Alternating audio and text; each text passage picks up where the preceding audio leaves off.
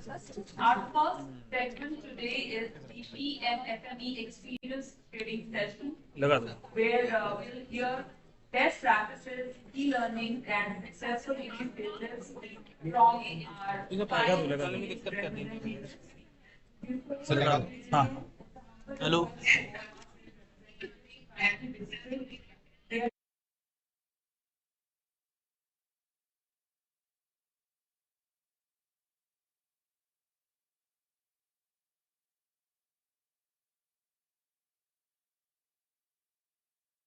I first invite on stage Sri Chiranjeev Chaudhary, Principal Secretary, State of Andhra Pradesh. Can we extend a very warm welcome to Sir on the stage?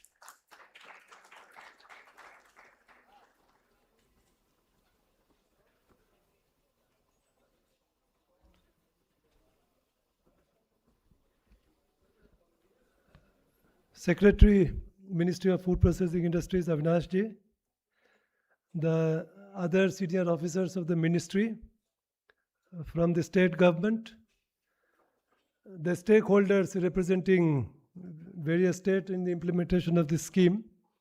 Good morning to all of you, and thank you for giving us the opportunity to share our learnings with others, at the same time listen to others, which will help us to improve our implementation and outcomes. At the outset, I compliment the Ministry of Food Processing Industries for having launched this scheme 5 years back. It's a very well formulated scheme with end-to-end support for making the entrepreneur successful in their endeavor. I'll be talking about Andhra Pradesh, and as the time is limited, I'll be just focused on some of our experiences which we have learned during the last 5 years of the implementation, and we continue to keep on customizing and improving over the years.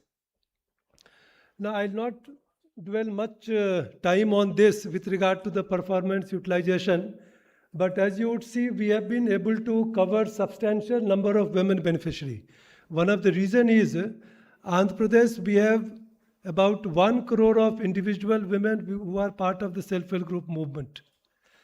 And they have a savings plus the corpus which they handle, which includes the credit component also, roughly in the range of about 65,000 crores. So there is a challenge to how do we convert this economic capital, what they have, into some kind of productive assets which will help them to improve their business. Currently, most of this amount is going towards, the loaning purpose and their social, educational, health, and those kind of, and maybe small petty activities. So the women component has been quite good.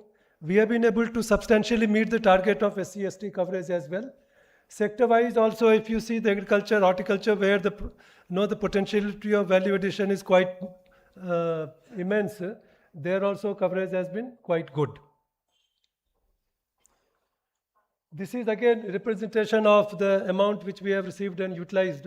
In fact, last financial year, Tamil Nadu was highest in terms of percentage utilization of fund released, and we were about 0.4% behind Tamil Nadu at the second. Now, our focus has been on integrated value chain development with cluster-based approach.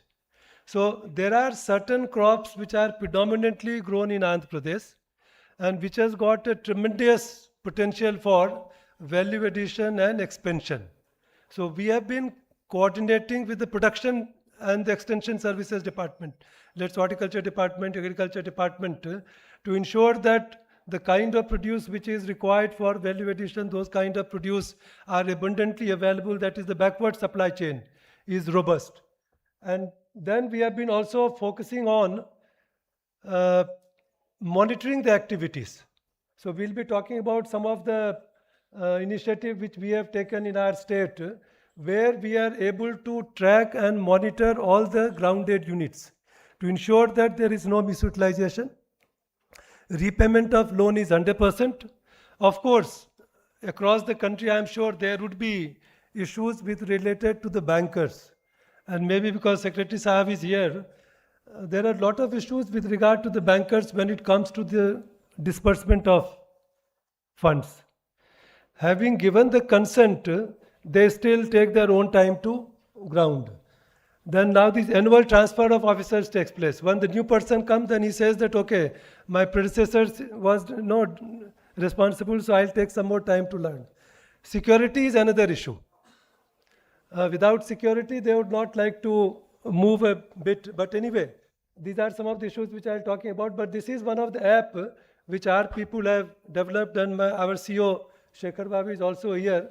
So that is the contribution he and his team, where mobile-based app, we are able to track at each and every step, monitor, guide them, and also ensure that everything is properly managed. And this is done on a real time. I'm sure most of you will be aware that Andhra Pradesh also has got a real-time governance department, where not only this, but all activities of the government, Honorable Chief Minister monitors himself real-time, and that is where the complete data is being uploaded on a day-to-day basis, minute-to-minute basis, and it is being tracked. Value chain development, some of the crops which I said, like coffee, cocoa, pepper, onion, tamarind, mango, sugarcane, and coconut. Over the years, Andhra Pradesh has emerged as the largest producer of cocoa beans, and the quality is also good. So our effort is how to convert this cocoa into a fine flavored beans. And once they convert it into a fine flavored beans through certain customized intervention, it can be converted into artisan chocolates, handcrafted chocolates, which goes into the premium section. So there are certain successful examples already in our state, and some of these have also been internationally recognized. So we are focusing on cocoa. Coffee, you know that Andhra Pradesh is the non-traditional area of coffee outside the Western Ghat. Our coffee is grown in the Eastern Ghat, and the Araku coffee. Araku coffee as a brand has been recognized internationally. There are stalls in international airport like Frankfurt, Germany, and so many other places. And the aroma flavor of this coffee is quite unique. And one more important part of this coffee is it is being grown in the Schedule 5 area, which is predominantly dominated by the scheduled tribes, and 100% of the cultivators are the scheduled tribes. So one more reason to provide support so that we are able to enhance their income and improve their quality of life. Pepper goes with the coffee. So pepper is also grown in that area. Onion, the area which is bordering to Maharashtra, we grow onion. We are one of the largest producers of coconut. Sugarcane, of course, sugar mills story everybody knows, but now we are trying to convert sugar into healthy products. So that is the kind of value addition, and we are taking help of the Agriculture University, which has got some of the patents. So we are trying to commercialize those patents and ensure that it is taken over by the entrepreneurs. Mango, we have the largest, the pulp hub in the country. Tamarind is another area where we are focusing. Araku coffee, as I said, we have been working in coordination with the Coffee Board of India. So it's a convergence of the activities of Coffee Board, Andhra Pradesh Food Processing Society, and Social Welfare Department.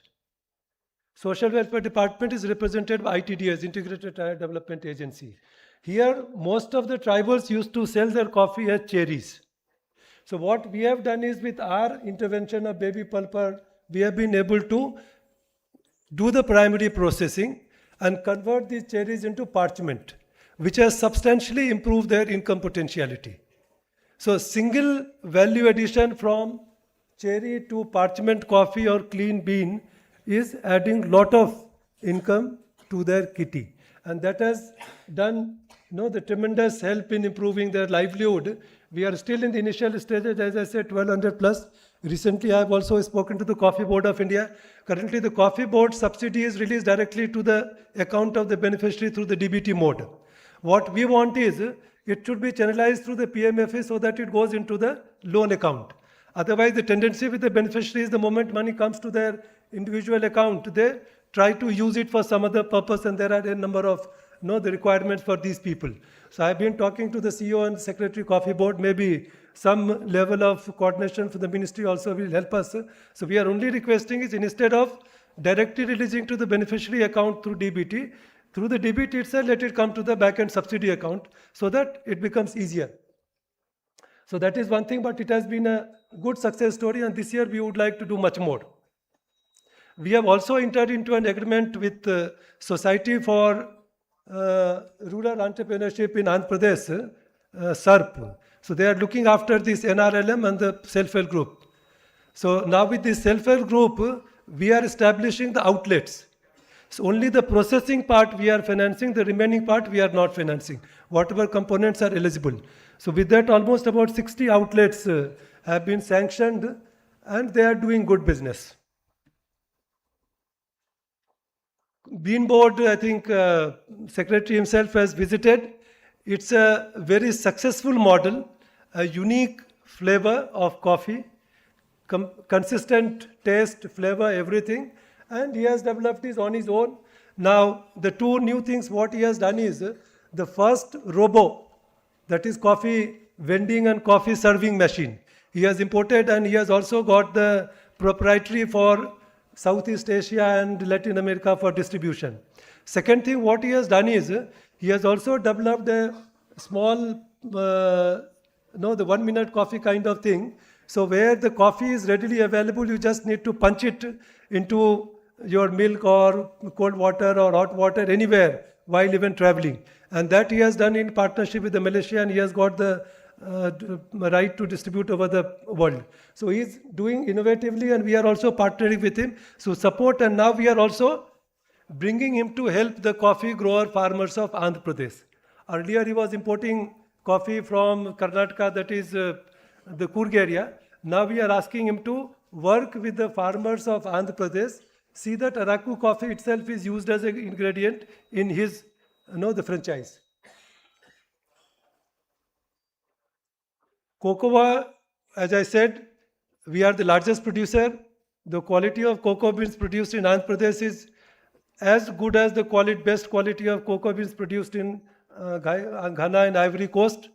We have been working in partnership with some of the private agencies, taking their technical support to improve the value additions of these cocoa beans, as I said, to do fermentation properly and the customized way of doing this fermentation. And there we have been taking support of these people. And as a result of that, about per kg beans, there is an increase in the additional income by 100 to 150 rupees.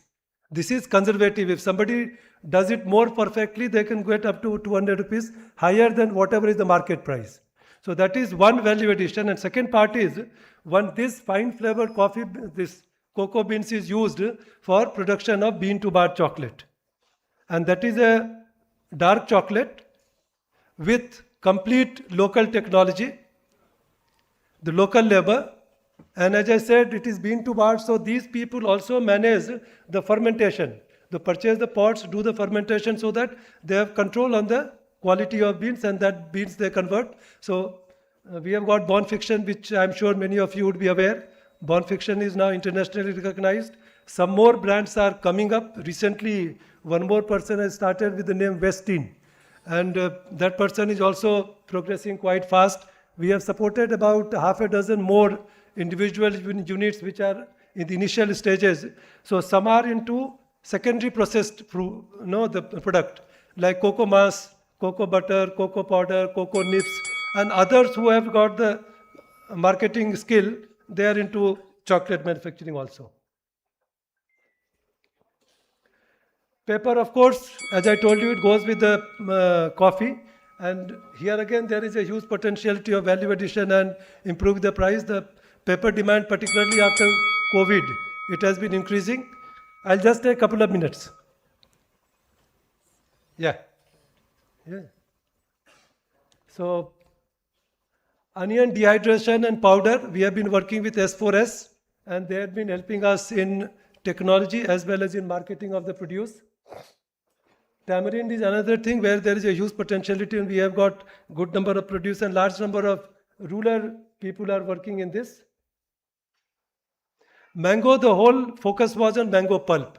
Now we are trying to diversify, and that is where maybe the institution like NIFTM, CFTRI, we need their support. The other value-added products of mango, in addition to the pulp, because pulp market, due to the geopolitical situation and some other reasons, is cause of concern. So we are trying to divert them into some other value-added products, and we'll be anyway taking support to further take this initiative forward from these two institutions.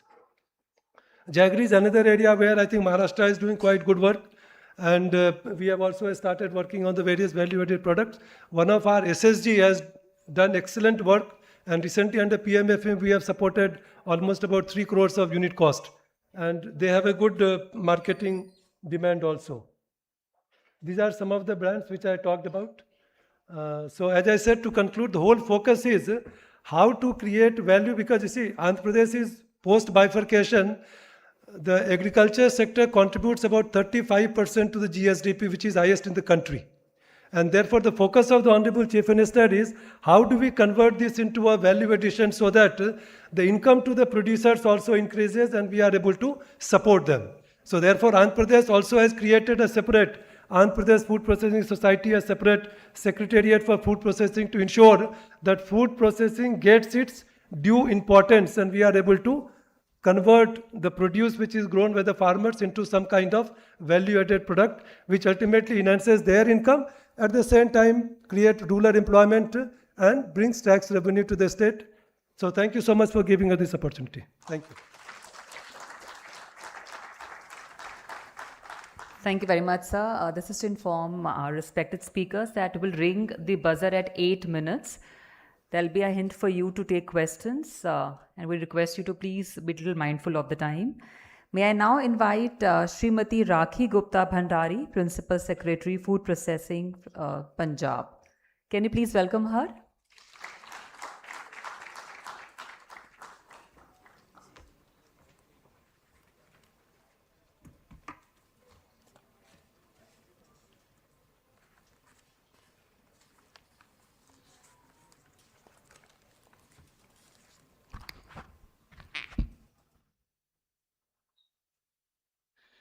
Good morning, ladies and gentlemen.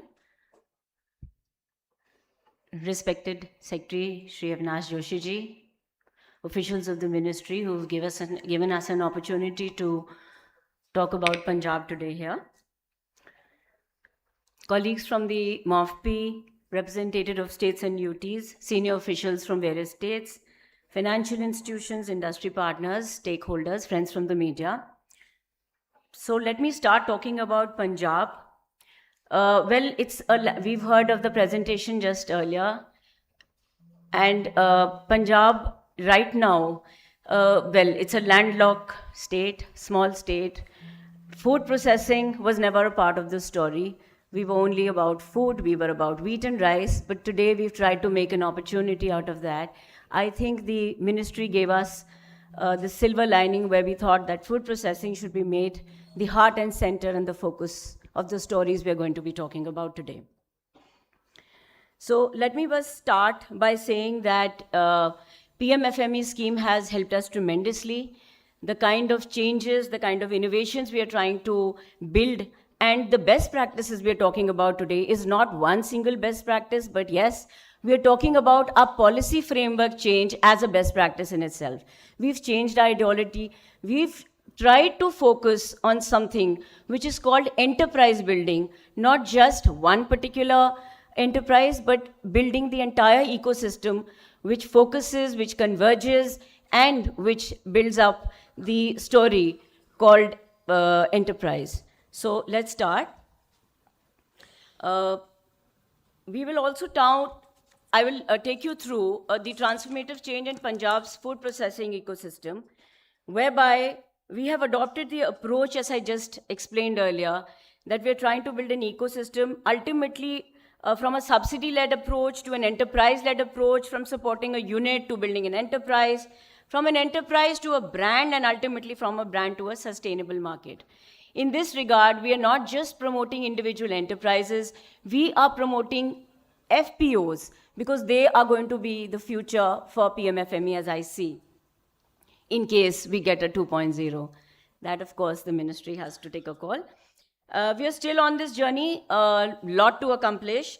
But today, as I would like to share before you all the opportunities which Punjab holds, we are trying to do a lot in terms of diversification.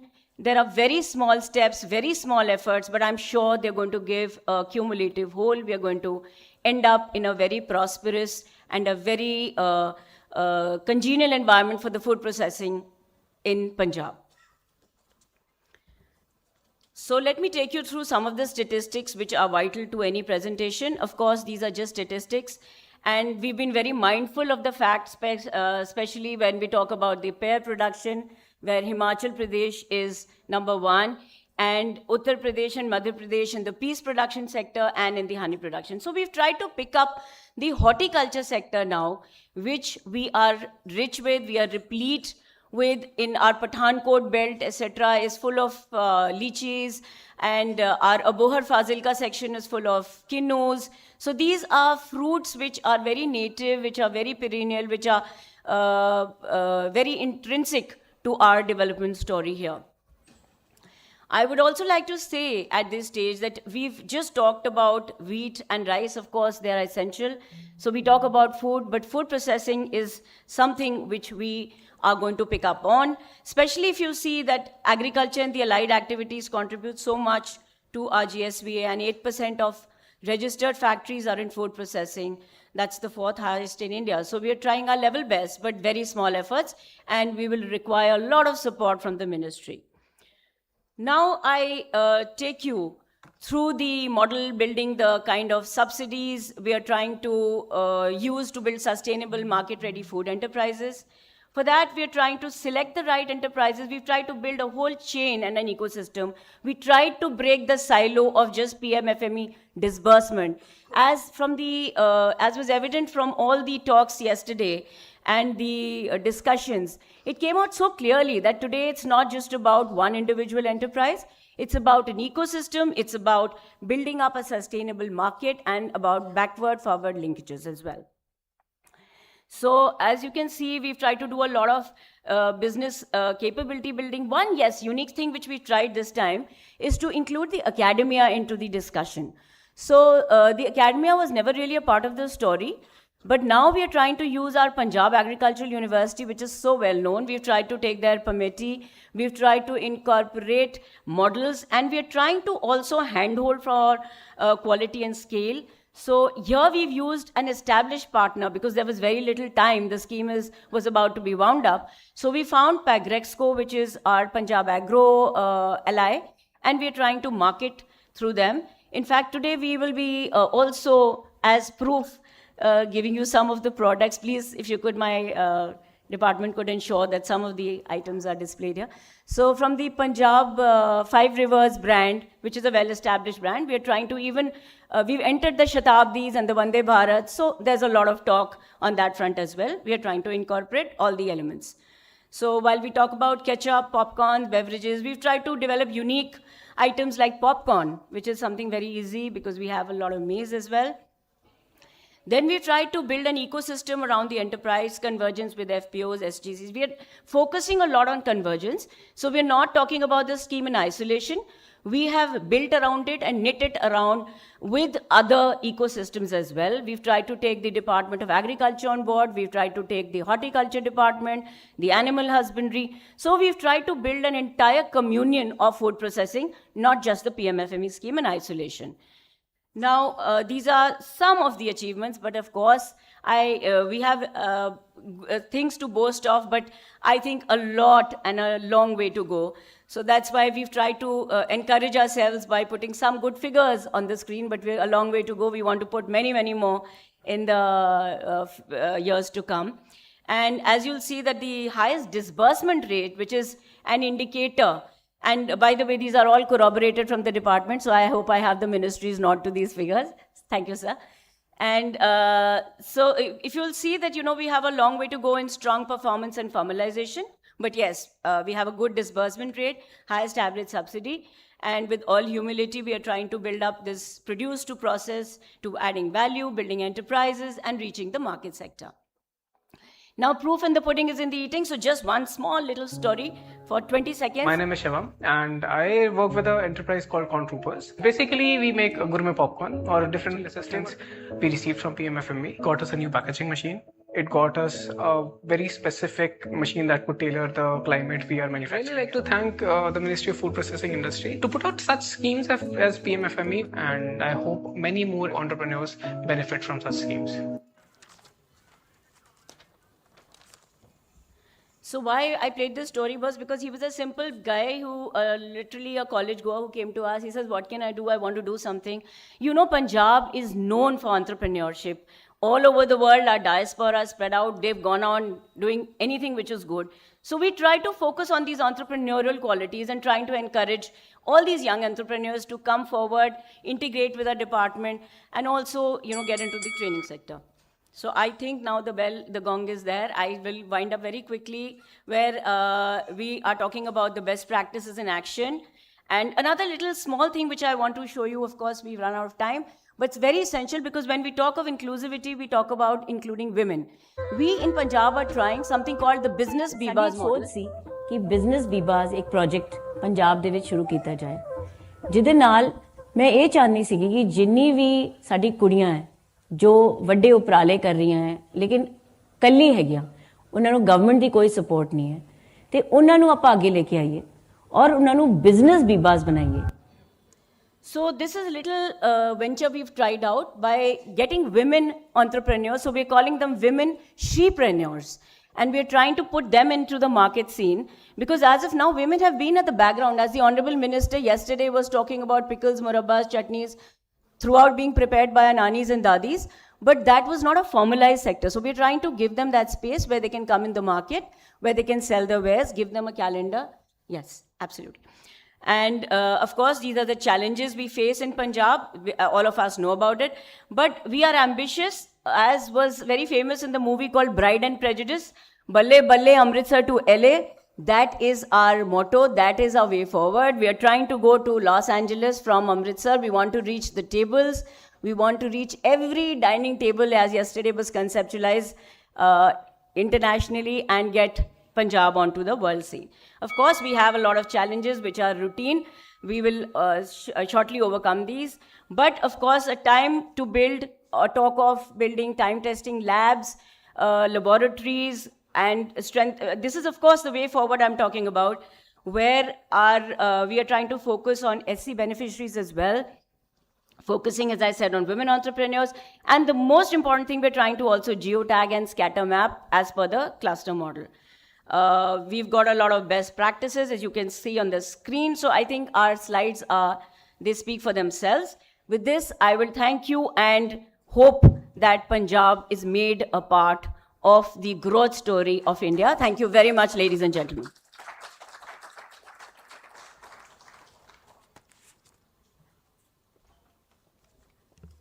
Thank you very much, ma'am. I now invite Mr. Venkat Ram Reddy J. Patil, MD, KAP, PEC, Karnataka.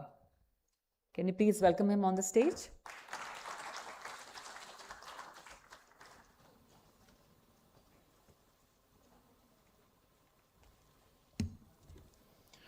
Good morning, senior officers from PMFME and other state officials and all my colleagues.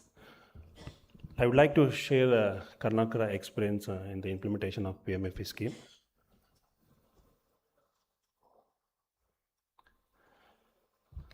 Karnataka State Agriculture Produce and Processing Export Market Corporation is the nodal agency for the implementation of PME scheme.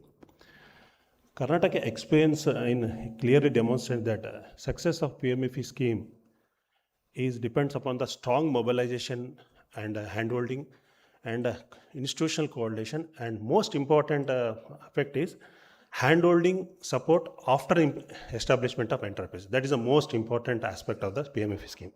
With this background, Karnataka, though the scheme was started in 2020, the leap has been suddenly started in the last 2 years.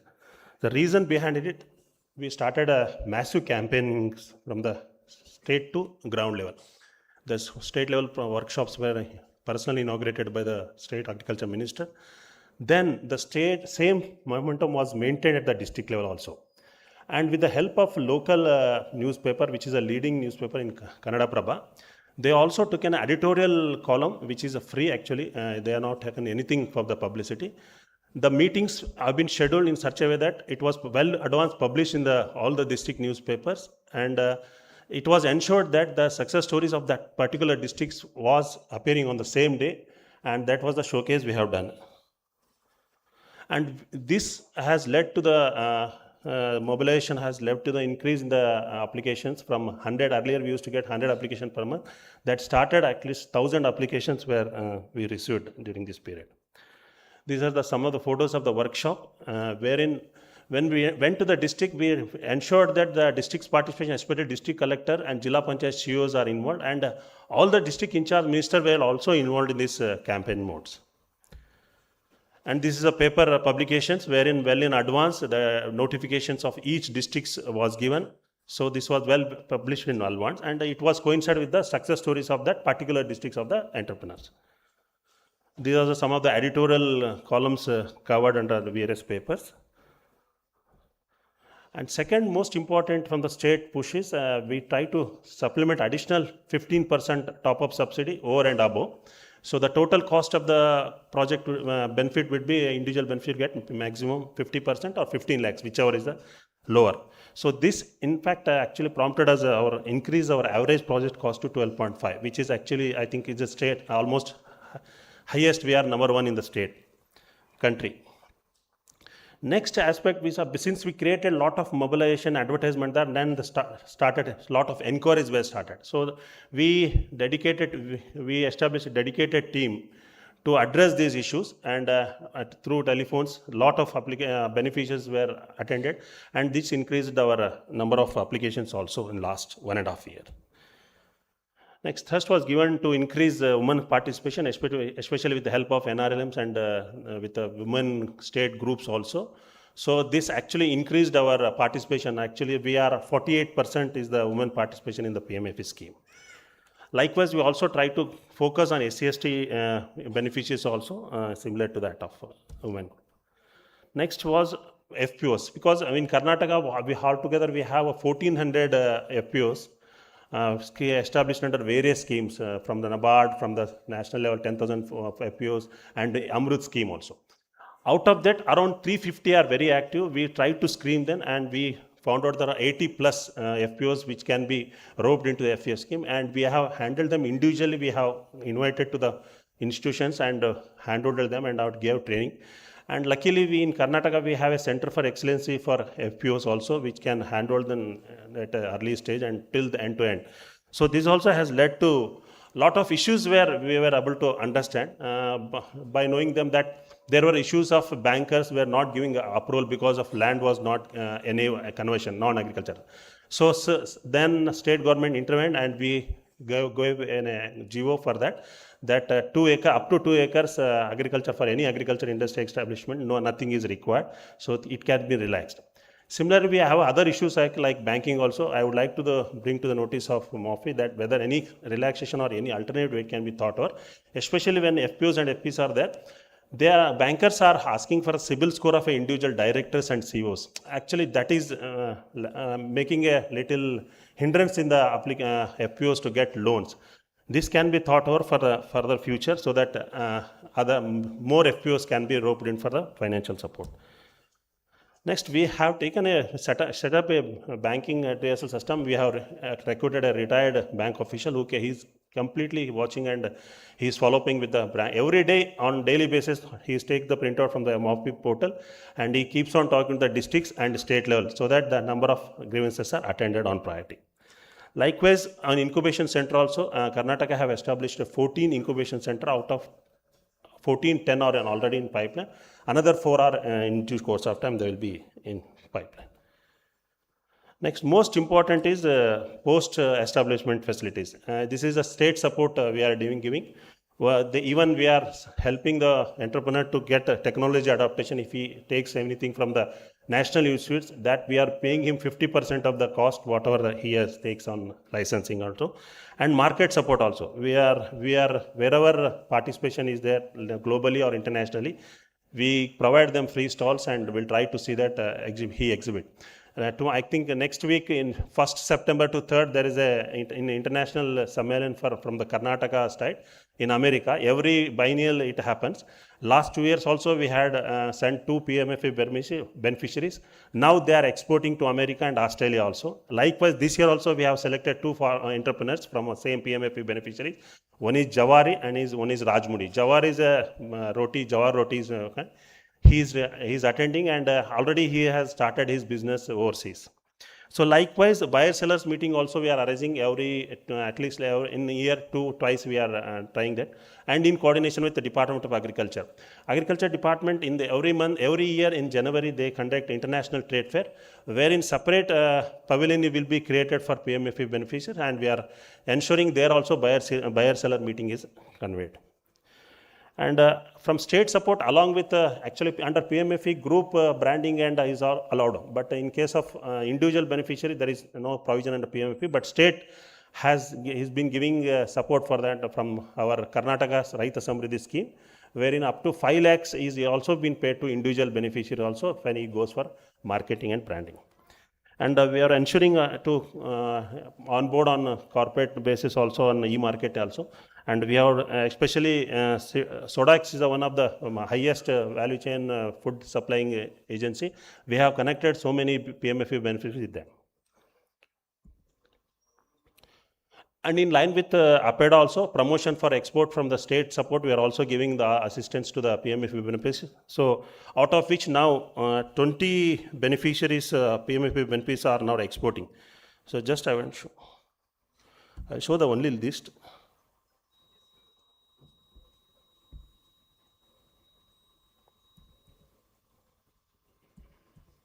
These are the products, PMFE more than 20 products, which are now they are exporting to the different countries.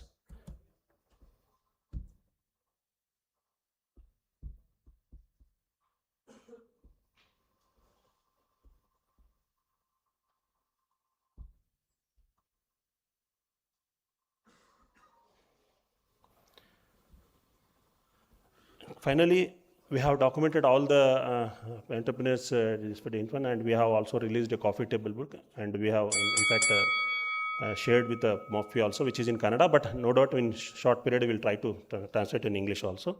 Similar activities, success stories we are publishing, and we are sharing this with even we have shared our coffee table with our Honorable Chief Minister. These are the diverse product out of PMFE total 10,000 beneficiaries. This is our basket.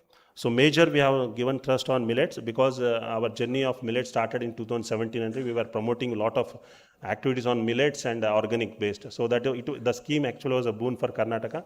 So our major beneficiaries are from millet based. Next followed by oilseed. Nowadays cold press oil has become a big revolution actually in fact in Karnataka, and especially jaggery items. We too have a large sugarcane area. In 3 categories we are making, and we have a lot of success in the entrepreneurs in these categories. Thank you. And we have finally, I just want to show that basket. We have created that basket of all the PMFE beneficiaries, and last year we have given around 4,000 gifts out of these baskets. Thank you very much.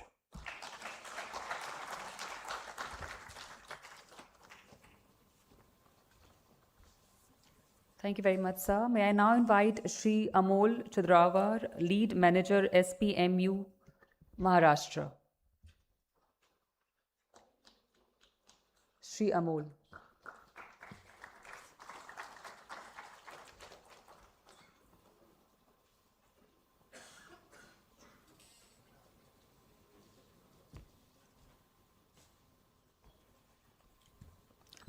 Good morning, everyone. All respected seniors, PMFME, MOFP, all states and DRP, DNUs, and all present here.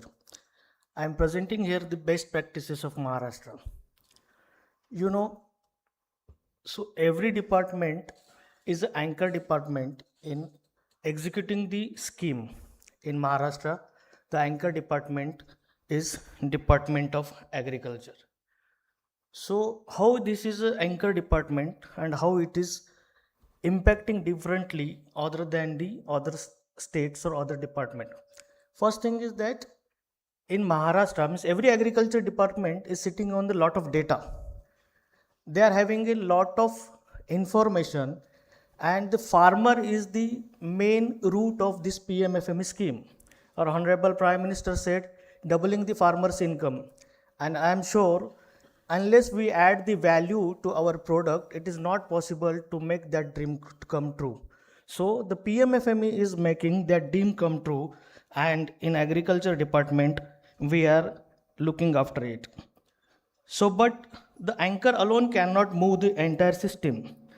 It has to connect with all the stakeholders who are actually deliver the scheme. And one of the most critical stakeholders in a credit linked scheme is banking system.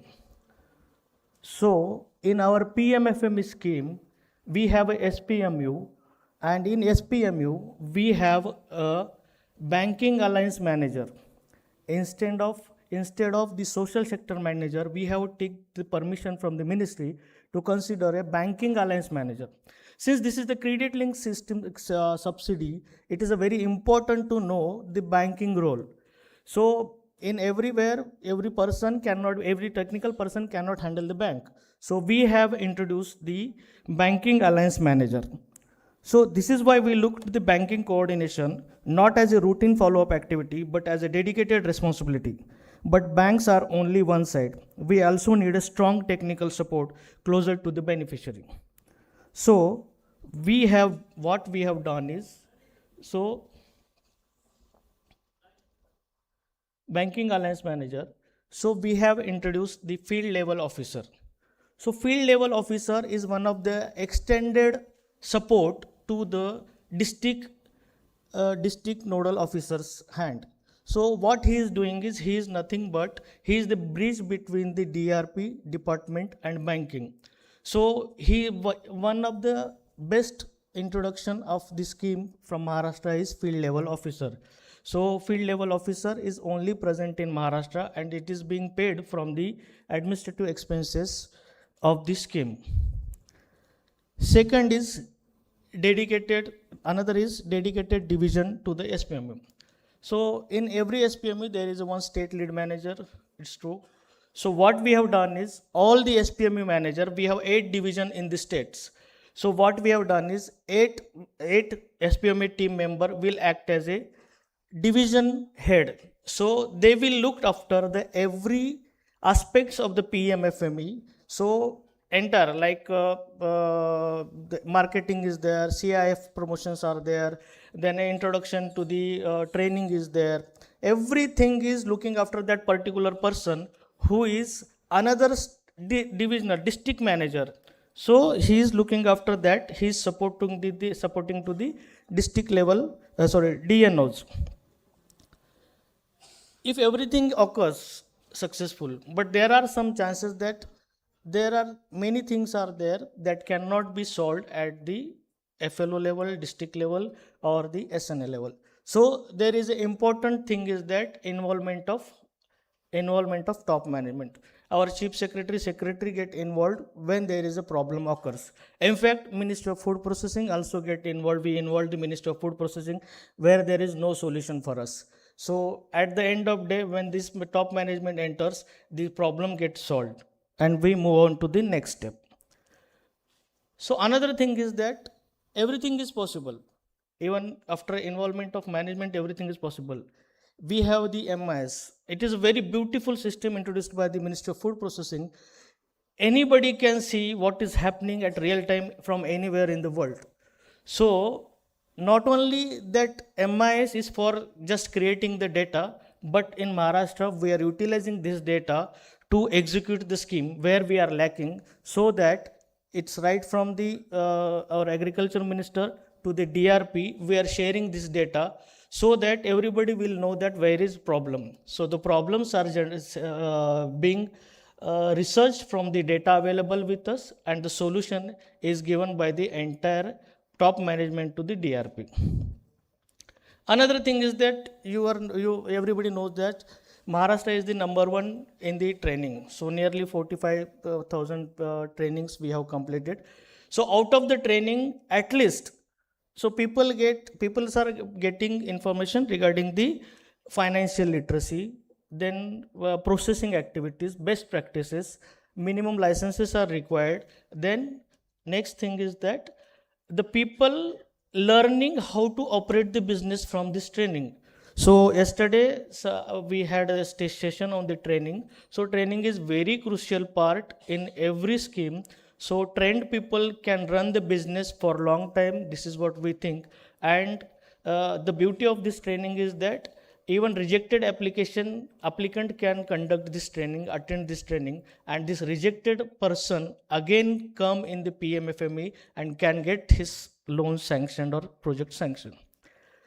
So another different thing what we have done is in Maharashtra, we have decentralized the appointment of DRP. So we are not appointing DRP from our state because DRP is very crucial part and heart of the scheme, and heart cannot be away from the body.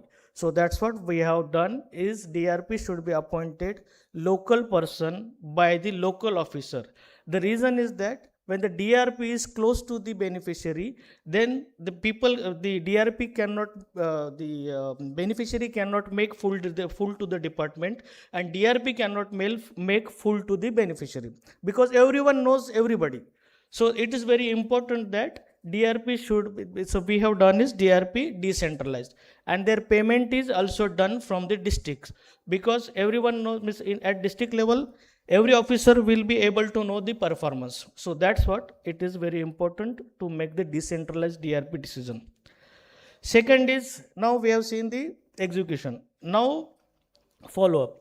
So we have given a dedicated task to a class 1 officer to handle the banking problems. So that banking problem is handled at district level, district sub-district agriculture officer. So they are doing that loan sanctioning, they are liaising with the bank at ground level. So every time we cannot expect the state should intervene in the every sanction. So we have done this dedicated one. So another thing is that beauty of agriculture department is the nearly 12,000 agriculture assistant staff is available in the ground. So at every year we give the generation of 5 application by this 12,000 assistant agriculture officer. So altogether there is a target of generating 60,000 application, but in real time at least 35,000 are application generated, and out of the total 35% is our success ratio.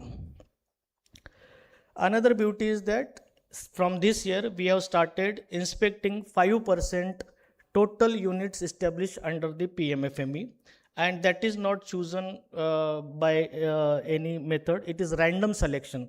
So reason is that we should know that where is the scheme stands in the on the ground, and by this time we have inspected out of 30,900 units are already inspected, and another in next 6 months we will be inspecting another 900 units. So every year we will be inspecting 5% units.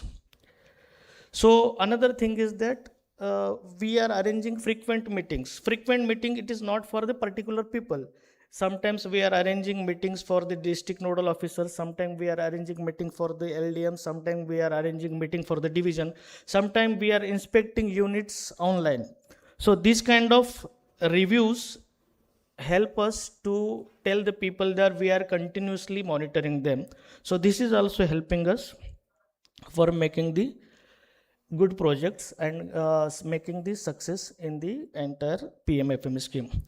So everything is available there. So management is there, department is there, SPM is there, inspection we are doing, we are conducting meeting, alliance manager we have separately appointed. So this is the entire ecosystem of PMFME established in the Maharashtra state. So this is what our best practices are there in Maharashtra. I have made this presentation very short because I have been warned to complete it within 7 minutes. So that's what I think I have rushed for this presentation. Hope you all have liked this. Thank you very much. If you have any query, please let me know.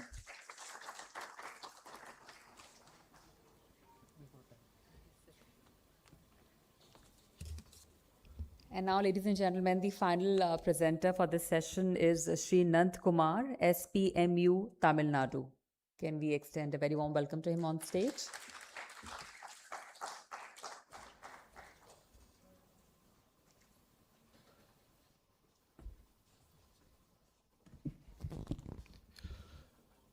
Distinguished leadership, academia, officials from various states, fellow entrepreneurs, media, and my dear friends, DRPs. A very good morning to all. I would like to thank Ministry for bringing this wonderful platform. It's my privilege to share the best practices from Tamil Nadu today. Now I will depict how in Tamil Nadu we have implemented this PMFME scheme by empowering these micro enterprises with the true spirit of vocal for local. These are the three important strategic phases in which we have brought through a sequence over the past 5 years, and each phase has its own challenge and we had an objective to solve about it. During the initial phase, when we introduced about the scheme, there was a lack of awareness. So we have to bring the visibility through promotions. The first thing that we did was the highest level of delegation, ministerial delegations that we have done through 4 regional events covering all parts of Tamil Nadu. Here, a large number of farmers came for the participation. So we wanted to encourage farmers through their revenue generation through value addition thing. So here farmers participated, but crucial thing is not only the farmers, but the implementation agency has also gotten seriousness about the priority of the government through this ministerial level delegations. And the second part is we have done an outreach program through an advertisements in theaters. So where we had a very clear call of action with a toll-free number that has been put up there and a QR code, or if in case you want to avail the assistance under the scheme, please contact the DIC district industry center. So once you come out of this media and you cannot find any relevance, but you want to keep persisting about doing a food business, you can just type online about PMFME subsidy or food entrepreneurs. We have done an extensive multiple targeted social media promotions, so that you can see you will get to see in subsequent slides. So there is QR code within toll-free number as a call of action. So we have generated more than 11,000 leads through this. You can see this carousel newspaper advertisements in very popular newspaper handles. You can see there is at the bottom line PMFME scheme is there. You have a QR code with the toll-free number there. If time permits, I will also depict how this toll-free number, if you dial, will directly reach out to one particular DRP by dialing just a simple postal pin code number. So on this particular DRP, who is the first person to help you out, will be in direct access and one point of connect. So this will be there. And this particular apartment digital displays that we have displayed in various urban residential complexes. This is the roadblocks in the newspaper, digital newspapers. This is the explainer videos that we have done, and after this explainer video done, there's a lot of public interest that has been showed, and everyone started doing their own explainer videos. And then we came to a second phase of this implementation through an institutional review. In Tamil Nadu, we led the largest convergence possible, where 5 major departments came together in implementing this scheme. Other than the nodal officers, we had GM DICs, we had joint register cooperative department, deputy director agriculture marketing, and we had the LDMs, we had lead project managers joining from all the states, and the project director or the APOs from the Women Development Corporation joining. So what we did was, every Thursday in Tamil Nadu was a PMFME day. In the second half, from 2 o'clock till 6 o'clock in the evening, we used to conduct the review in 2 types. One is with the line departments for the convergence, for sponsoring the applications through PMFME scheme. They will mobilize the application and they will identify through an application number registered on the portal as mobilization, how many applications has been mobilized by each of this department, and registration is done. And the second phase with the district nodal officer, lead bank managers and the DRPs in place, we used to track how many number of applications has been sanctioned and dispersed. I'd say by each week we know what is in sanctions, number of sanctions by application number, and what is an application dispersed by application number for in each district. So we got to know from ministry that we had the highest disbursement rate of 92%. This shows in a way that in true spirit that we have implemented the scheme and the effectiveness in which we wanted to go by the numbers. We had the weekly commitment done for everything, and we had a specialized CRM that has been developed where you can track as and when there is a lead that is generated from an QR code or through an IVR number, or it was a manual through some campaigns, it will be registered in the CRM portal, and each DRP can track what is the lead time that is taking and whether it has been registered or not. So this mechanism has actually given us an effectiveness. Not only that, we had an excellent coordination with the bankers for this kind of commitment we had in Tamil Nadu. Definitely, we had a tag time for sanction for less days, for 30 days for the sanctions, and for the disbursement, we had a tag time of around 15 days. This was the metrics that has been followed during the review. And this is the most crucial part in Tamil Nadu, that we wanted to access the cooperatives. This is like reaching to the people who are really needy and deserving through the PAXs for primary agricultural societies. So we have reached out to a last mile where a commercial bank cannot have such kind of a long-term relationship. These PAXs helped us in bringing the schemes to the needy people. So 14% of the contribution comes from the PAXs, the cooperative and the regional rural banks. And believe me, 100% of the application disbursement rate was through this cooperative and regional rural banks. And last phase is the market access. We did not blindly go on chasing the numbers. What we thought about is the not the push strategy, but on the pull strategy, where there was a market-led initiatives where the demand has been generated and we are behind that. What we did was we have categorized our beneficiaries into 3 categories. Number 1, someone who is running the businesses for their livelihood. We help them in terms of doing with the good manufacturing practices and hygienic practices, because catering to large masses is not a simple thing. Hygiene is something, the norm of the day. So we help them with the hygienic practices. Number 2, we are all good product owners. Our products has excellent products, but lacks presentation to the public because it has to speak by themselves. So what we arranged for the second category of people is about the workshops, like branding and workshop, what are the compliances, label workshops, that is all we've done. The third category of people that we see among the beneficiaries is on the growth phase, who has an excellent product, excellent communication, but who aspires to go for an export thing. So this 3-tier approach, we have held a regional level workshop, an export enablement and a branding workshop, where we brought in Indian Institute of Packaging, right kind of packaging with the technical specifications. We brought in APEDA, we brought in market insights people from various high-profile people, and fellow entrepreneurs review, where we emphasized on different things through this export enablement workshop. And believe me, our department of MSME runs an bioseller meet. This was all planned in prequel to this bioseller meet, and we have enabled them.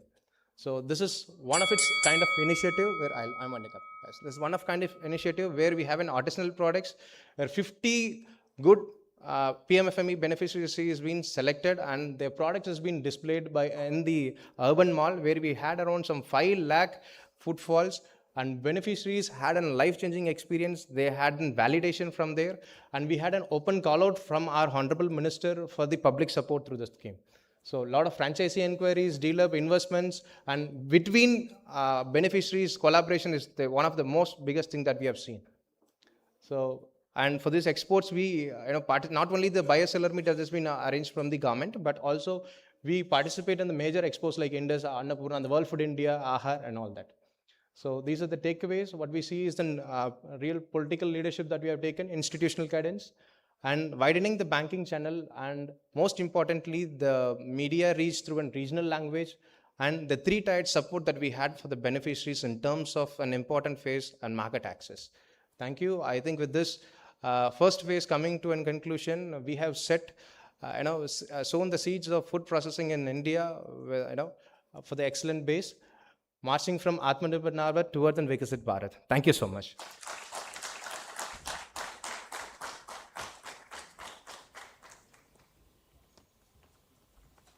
Thank you very much, sir. Ladies and gentlemen, let's give it up for all our respected state representatives for sharing those valuable experiences with us. We thank them all.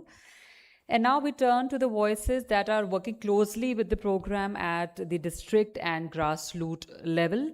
May I first invite Sri Sanjay Kanwar, District Nodal Officer, Shimla, Himachal Pradesh, to share his experience and learning from the field. Can we please welcome sir on stage?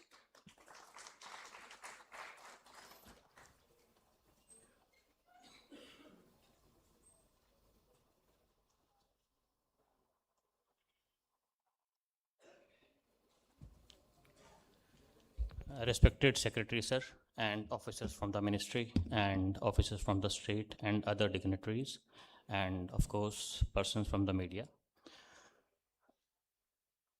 It's a matter of pride for me for standing here and discussing the PFME scheme, how we have performed in this scheme in our district.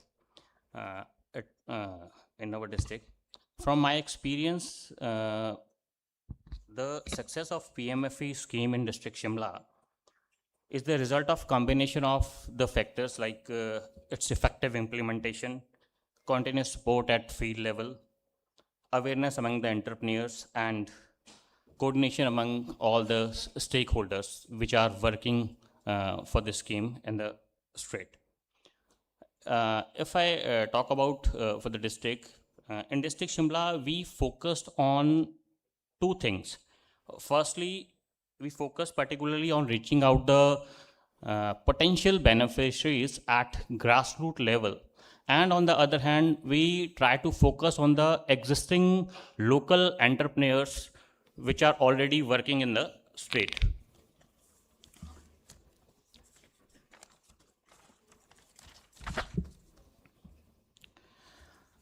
We focus on the existing entrepreneurs and tell them how they can take benefits of the scheme which are available for them in PFME scheme. Continuous hand-holding and support of the potential beneficiaries and the local entrepreneurs turned the potential beneficiaries into successful entrepreneurs. I would like to conclude by saying that this scheme is not only a financial assistance providing scheme for the potential beneficiaries or local entrepreneurs. Rather, I could say that it is a scheme which is creating employment, which is promoting local entrepreneurs, local products, and also carrying the theme of vocal for local ahead.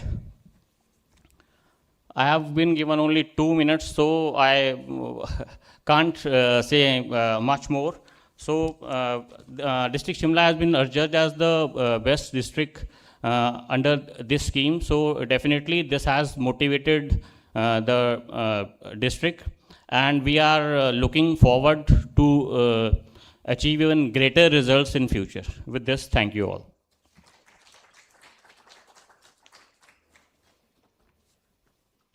Thank you very much, sir, for those valuable insights. May I now invite Shri Pavan Kumar Subhash Kabra, District Resource Person, Chhatrapati Sambhaji Nagar, Maharashtra. Let's welcome him on stage.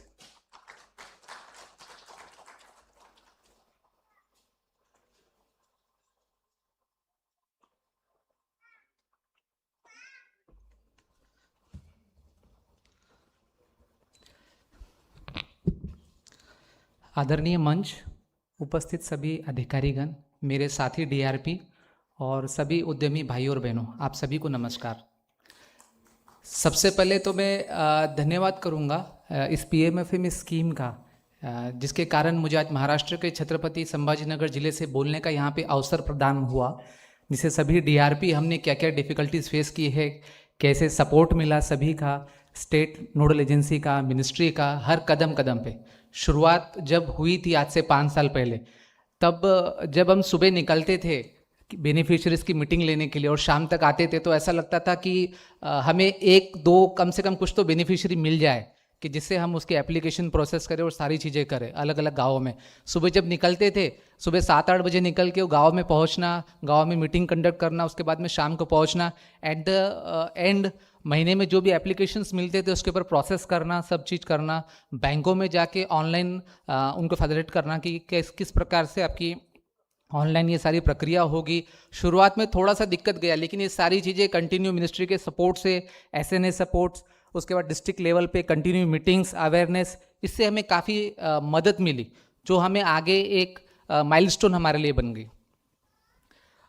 इसमें सबसे main चीज़ यही है कि जो SNA और DNO है, इसका role हमें काफ़ी अच्छा उनका सपोर्ट मिला है, जिससे हम हर जगह इस स्कीम को प्रॉपर इम्प्लीमेंटेशन कर सकने के लिए हमें सुचारू रूप से कारगर हमें काम कर सके। एग्रीकल्चर डिपार्टमेंट महाराष्ट्र में ऑलरेडी बेस काफ़ी सारा सपोर्ट है, उसी के साथ साथ MSRLM, माविम, नीचे ग्राउंड पे जो वुमेन एम्पावरमेंट पे काम करते हैं उनका भी सपोर्ट हमें काफ़ी अच्छा मिला, जिसके कारण से ये हुआ। डिस्ट्रिक्ट एडमिनिस्ट्रेशन ने कंटिन्यू मीटिंग्स अरेंज कराए हमारे FPOs के साथ में, उसके साथ में ऑलरेडी जो बड़े मैन्युफैक्चरर उनके साथ में, कि उनके साथ में जुड़कर हम महिलाओं को और जो गांव के किसान हैं उनको किस प्रकार से हम इस योजना का लाभ दिला सकें। तो शुरुआत में तो ये चीज़ें बहुत मुश्किल लगी, लेकिन बाद में जिस दिन पहला एप्लीकेशन सैंक्शन हुआ, उस दिन जो एप्लीकेंट है उसके बेनिफिशियरी के आंखों में जो देखा कि आपका इतना हमें सपोर्ट मिला है, तो उस दिन जो काम करने की एनर्जी मिली, वो एनर्जी डबल ट्रिपल होते गई आगे। हमारे SNO, हमारे DNO, SNA सर हमारे कहते थे मराठी में की आपल्या माय माऊलीची तुम्ही त्याच्यासाठी काहीतरी करा, माय माऊली मराठी में, हिंदी में क्या कहते हैं, अपनी माता और बहनों के लिए कुछ करो।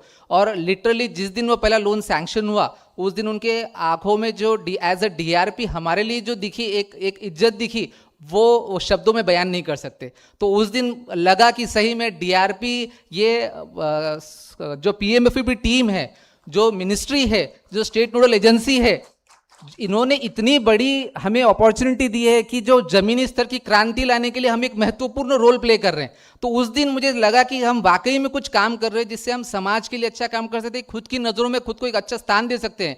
कि और हम कहीं पे भी जाते हैं तो उस जिले में अगर हमारे ऐसे लोन सैंक्शन हो, तो जब हम वहाँ पे जाते हैं, अब 2, 3, 5 साल बाद में भी जब जाते हैं, तो वो जो बेनिफिशियरी जो हमें आदर सम्मान देता है कि सर हमारा यूनिट चालू है और इसमें आप क्या एक्सपांशन कर सकते हैं, आप हमें बताइए, और क्या गवर्नमेंट की सुविधाएं हमें बताइए, इसके माध्यम से हम और आगे बढ़ना चाहते हैं, तो वो बहुत अच्छा लगता है।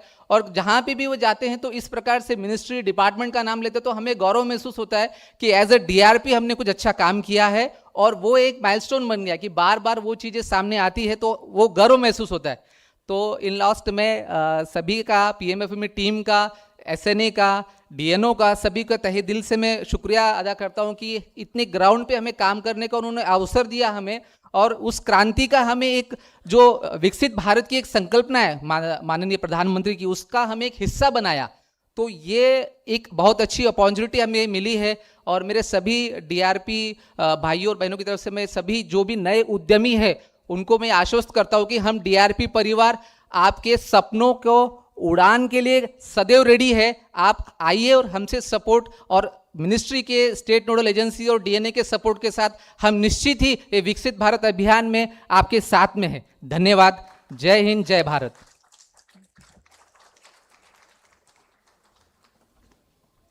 ऑन ग्राउंड एक्सपीरियंसेस हमारे साथ साझा करने के लिए आपका बहुत बहुत धन्यवाद। Ladies and gentlemen, now we turn to the role of NIFTIMS in strengthening the PMFME implementation. I'll request our upcoming esteemed speakers to kindly restrict their presentation to 10 minutes. May I first invite Dr. Harinder Singh Oberoi, Director NIFTIM Kundli, to share his perspectives with us. Can you please welcome him?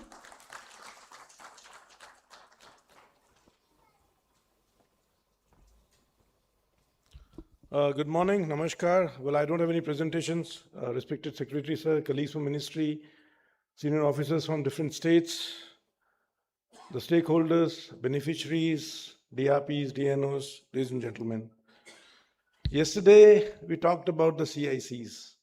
Let me start with my mantra, my version of incubation center.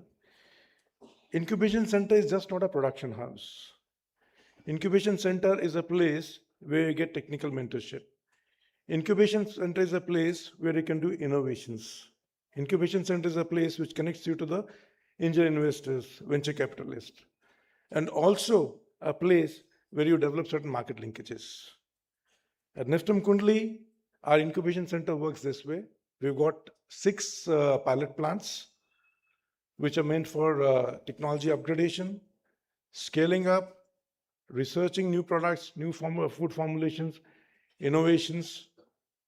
And then we have a state-of-art lab, which is known as CFRA, Center for Food Research Analysis. Now, this particular lab is the only lab in the country among all the government systems which is accredited as a primary national reference lab. So we do testing of the regulatory products also. And then we have an incubation, NTBIF, which is a Section 8 company, which supports us startup ecosystem. And I'm glad to share with you that we have about 64 of the incubators who are incubated with us, and we have supported financially about 17 of these. And 4 of the incubators that are associated with us could reach the final rounds of Shark Tank, and 2 of them could manage to get funding during January 2025 through the Shark Tank. So this is the kind of incubation system that we have. That is what we dream of. And I would want the beneficiary, the PMFME team here, the entrepreneurs who are working in this scheme, should also think about some new ideas. And when you see a new idea, that's a little different from a normal idea. We sell namkeens, we sell jams, we sell jellies, we sell juices. We add a little bit of millets to the product and we say that it's a new product. For me, yes, you've added value to it, but it's not become a new product. But if you're looking at a new product, that means you're catering to, there's a difference between new product and novel product. Especially when you talk about the parlance which is used by FSSAI. The novel food category or the category of non-specified foods is a little different from the new products. The new products are when you're catering to the need of a specific segment, specialty foods, like you're talking about, you're touching upon the lives of gluten-free population, the lactose intolerant population, the nutraceutical market. You're talking about the vegan foods. I'll give you a small example, like even the gluten-free pasta or the gluten-free noodles. They are new products because there's a lot of intervention, scientific intervention has gone into it to develop that particular product. Yesterday, Mr. Vijay Kumar was talking about it's difficult to make a food, it's easy to eat it. But let me tell you, it's all the more difficult to digest it also. Especially when you grow up, when you're aging, it becomes a little difficult. So you require a lot of probiotics. And yesterday we were discussing about the gut-brain axis. Because there are a lot of probiotics which are available, which have to be screened.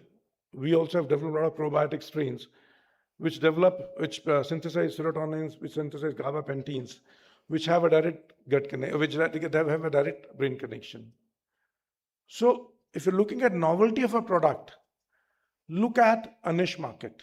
So my advice for all the beneficiaries, all the entrepreneurs here is, whenever you go for a new product development, first is think what the market is. Where would you wish to locate to position your brand, to position your product?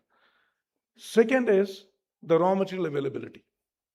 Because if you're targeting a particular market, if you want to even export your products, but if you're getting the products from faraway places, the raw material cost is very high.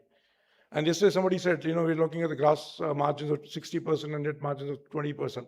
That's only possible when you're looking at the local indigenous raw materials that you have. Also develop products which are called as the clean label foods. I'm sure you're aware of clean label foods. Clean label foods are those food products which are bereft of all the chemically synthesized chemical preservatives, chemical emulsifiers, additives, when we use only the natural food product, natural ingredients. It's something like that you're cooking up in the kitchen of a home. That's a clean label food. Madam Rakhi Bhandari was talking about being a Punjabi. It really, I was really pretty impressed by her pitch. Ma'am talked about the quinoa juice and other things which can carry from Punjab to other places. Yes, from Amritsar to LA, ma'am, there's another thing which is dal makhani. Now that's our traditional brand. Now how do we take dal makhani to the LAs and the Brisbanes and the Londons of the world? There are 2 ways. One is you do retorting. Retort is a good technique, it's a good technology, but this material still remains bulky. Suppose I have prepared 10 kg of dal makhani, and then if I have to export it to LA, I'll be exporting 10 kg of it in a retort pouch. But if I dehydrate it, I'll get only 1 kg of it. And that's far easy to transport. So there are technologies available where you can dehydrate rajma chawal, we can dehydrate mithais, we can dehydrate dal makhani, and then to export 1 kg to LA, and then you make another 10 kgs out of it after rehydration. So technologies are available. The novelty has to be found out. Also, something, when I talked about the lactose intolerant population, we have a big demand for the analog paneers, analog butters, analog cheese. It's very unfortunate that different state governments are coming heavily on the analogs. When I was with FSSAI, we had created this category after a good thought process. The lactose intolerant population also should not be deprived of the cheese and the makhans and the paneers that we eat. The concept is very simple. No milk, but you have the starch from millets, starch from grains, starch from cereals, and you add certain amount of oils, which are already permitted, and then you use clean label ingredients and develop a product out of it. Analog, ladies and gentlemen, is something which is very, very similar to a natural product in taste, in texture, in shape, in flavor, in aroma. So it has to be analog. And that's the reason, if somebody is cheating in the name of analog, then you can always catch the person. You have ways and means to do that. So these are the novel products which one should always aim at. Another thing is, whenever you develop a product, so why I touched upon this particular analog market, analog products is, when you develop, for the entrepreneurs, whenever you develop a new product, you also need to create an awareness about it not among the beneficiaries, not among the peers, but even among the officials of the enforcement agency too. Plus, the other thing that I would like to share with you is, there's a difference between a proprietary food and a non-specified food. It's very difficult to get a license for a non-specified food product. There are regulations, there is a procedure, but it takes very long. And especially, whenever you're going for a product where you feel there's a novelty, try to find a category for it. And don't go overboard. Don't write that this product helps in weight management. This product helps in improving bone density. Say that, for example, at NIFTM, we have developed a mushroom powder which is enriched with vitamin D. We've just taken the mushroom stalks, we've crushed that, made powder out of it, subjected it to UV radiations. The ergosterol got converted to calciferol, that's vitamin D. And you can add that to normal flour, you can add it to various curries and consume that. But don't claim that it does it. What you can do is, you can say it's rich in vitamin D, and then put a QR code, put all the information in that. Otherwise, the food regulator will come running after your life. Put a QR code in which you give the information based on the scientific literature that's available. So nobody can catch you. Because what you're saying is, it's rich in vitamin D, you're giving the value of vitamin D, and you also mentioned the RDA. How much does it contribute to RDA? So you're not doing any harm. But then, that could be a sale mantra. You can always raise your sale pitch that way. So there are ways and means to develop new products. As I said, that NIFTM Kundli is a lighthouse. You can visit us, you can see the kind of technologies that we have, you can see and we're just about an hour and a half from this place we're sitting now. It normally takes me an hour and a quarter to get in here because the rain gods were smiling excessively in the morning, so it took us a little longer. So we are there to support you. You have an idea. As I said, the 64 startups incubated with us, and 4 could manage to even reach the Shark Tank round, and 2 could get the funding also. And there are many more in the pipelines. There are about 4 of them who have crossed the two stages.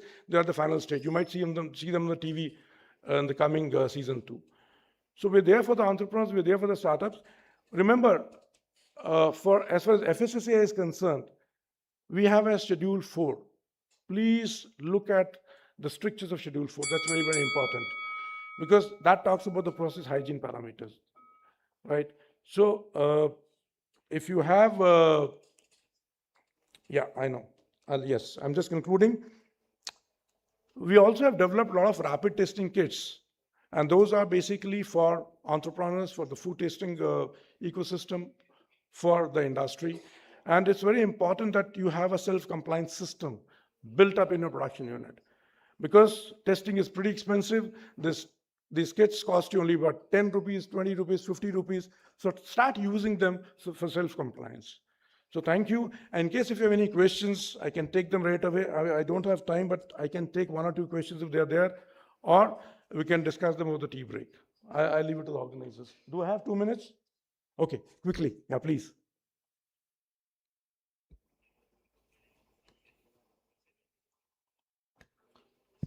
Hello, sir. This is Abhishek, District Resource Person, Bangalore. It was nice that you mentioned about indigenous foods and a clean label food for entrepreneurs to have better margin and access the market compared to the mass volume-based businesses. But when entrepreneurs come to us, especially the ones who are good with business, but they don't have ideas. So how do we, what tips that you give it to the entrepreneurs and to the DRPs, and how to work with the NIFTMs, both Kundli and Tanjavur? How do we connect and work with respect to developing a new product and conceptualize? As I said, we have a Section 8 company called NTBIF, right, which looks after the startup ecosystem, which trains and develops entrepreneurs. So everything is there on the website of NIFTM Kundli. You can just scan through that, approach us. You can mark a copy of the mail to me at vc@niftam.ac.in. We'll respond back. So if you have an idea, we would try to nurture you there. So many of my own students today, I'm glad to share with you that, my BTech second year and third year students are co-founders of different companies. So that is how we are building this startup ecosystem among our students as well as among our entrepreneurs. Anything, since we're running out of time, so thank you very much. And if there's anything, we can discuss over the tea break. Thank you so much. Thank you very much, sir. May I now invite Professor V. Palani Muthu, Director, NIFTM Tanjavur, to share his insights with us.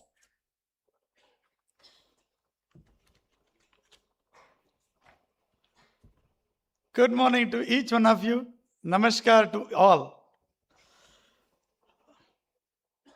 Many big dignitaries in front of me, secretaries from various state governments, our own ministry officials, and all my PMFME family. I'm really very happy.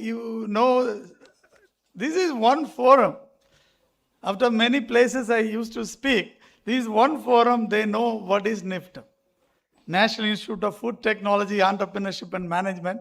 One is in Kundli, just our Dr. Oberoi just spoke. And I'm from down south in Tamil Nadu, in Chola Kingdom, really. Old history, if you know about Cholas, we are in Tanjavur, the capital of Cholas. NIFTMs are known for many things, mainly academics. We admit students through JEE, therefore we are known to many people. We have our flagship program, BTech Food Technology, and we have MTechs, many MTechs and PhD programs. But are we only academic people? No, not at all. We are very good, very sound in research activities. Most of our research is funded research. Either some agency funding it, or we do take up research from the money sponsored by industries, the entrepreneurs like that. We take a lot of such projects regularly. Almost 99% of our projects are funded research, which is directly beneficial to the society. The third aspect is the training, where NIFTM's trainings are in high demand. Day in, day out, we do a lot of training. Our trainings are specialized in that we do hands-on training most of the time. The facilities created, incubation centers, and the pilot processing lines created, both at NIFTM Tanjavur, and of course we have a very good center, license office in Northeast, in Assam, in Guwahati, and we have we also, apart from this regular training, I will come to PMFE little bit later, and I hope I'll complete in time. See, the PMFE, the Ministry of Food Processing Industries, their backbone for this PMFE scheme is NIFTMs. From conceptualization stage of this PMFE scheme, and then we are the nodal agency for all capacity building and portal development, all the resources. NIFTMs are the backbones we are supporting from behind. We are invisible people from behind, but not invincible. We are invisible because we support all the PMFE family. I'll come, not what really we did in the PMFE scheme. Three verticals I could mention. One is a digital system, what is available in the PMFE portal and website. These are all designed, operated from Tanjavur. What you have, a training portal, everything, incubation portal, MIS, and all those things operated from Tanjavur. It is that portal, it is a 24/7, the data gets updated. Right? Real-time website is done from Tanjavur. And this is one vertical. I will come individually what is there. The second one is content development. In the sense, if you go to our training portal, we have a master trainers, we have a district resource persons. There are, there are many other people who are giving training down the line. The content for all these things are developed in NIFTMs. Mainly, we have different verticals. I'll give you details about this content development, what we did. And of course, the capacity building. Capacity building in the sense, we do training for the master trainers and all other things. Let us see what we did from the digital systems. You have from the various districts, you conduct various trainings, master trainers. These trainings are the content, syllabus, and all the PPTs developed from NIFTM Tanjavur. What you use is developed from Tanjavur either or from Kundli in case of EDPs. Entrepreneurship Development Program is developed from Kundli. All other training program modules are developed from Tanjavur. And that you use it. And these are all done with multiple languages. Multiple languages, videos, DPR preparation, everything is done from there. And then, whatever the training, you have a master trainer, you had a training, you have to take up the exam, even district level trainers. Those papers are evaluated assessed from Tanjavur. We actually pass them or fail them. In that way, the certificates are generated from Tanjavur. What you get the certificate, they come from Tanjavur. We develop, so far in 5 years, 1,83,601 certificates are generated till last week. These are all running, real-time data, what you get on the portal. And then you have a incubation portal. We have 165 applications which came from different state level nodal agencies. We are directly linked to them. And out of which we have 80 incubation centers now you have in operation. More than around 50% are running.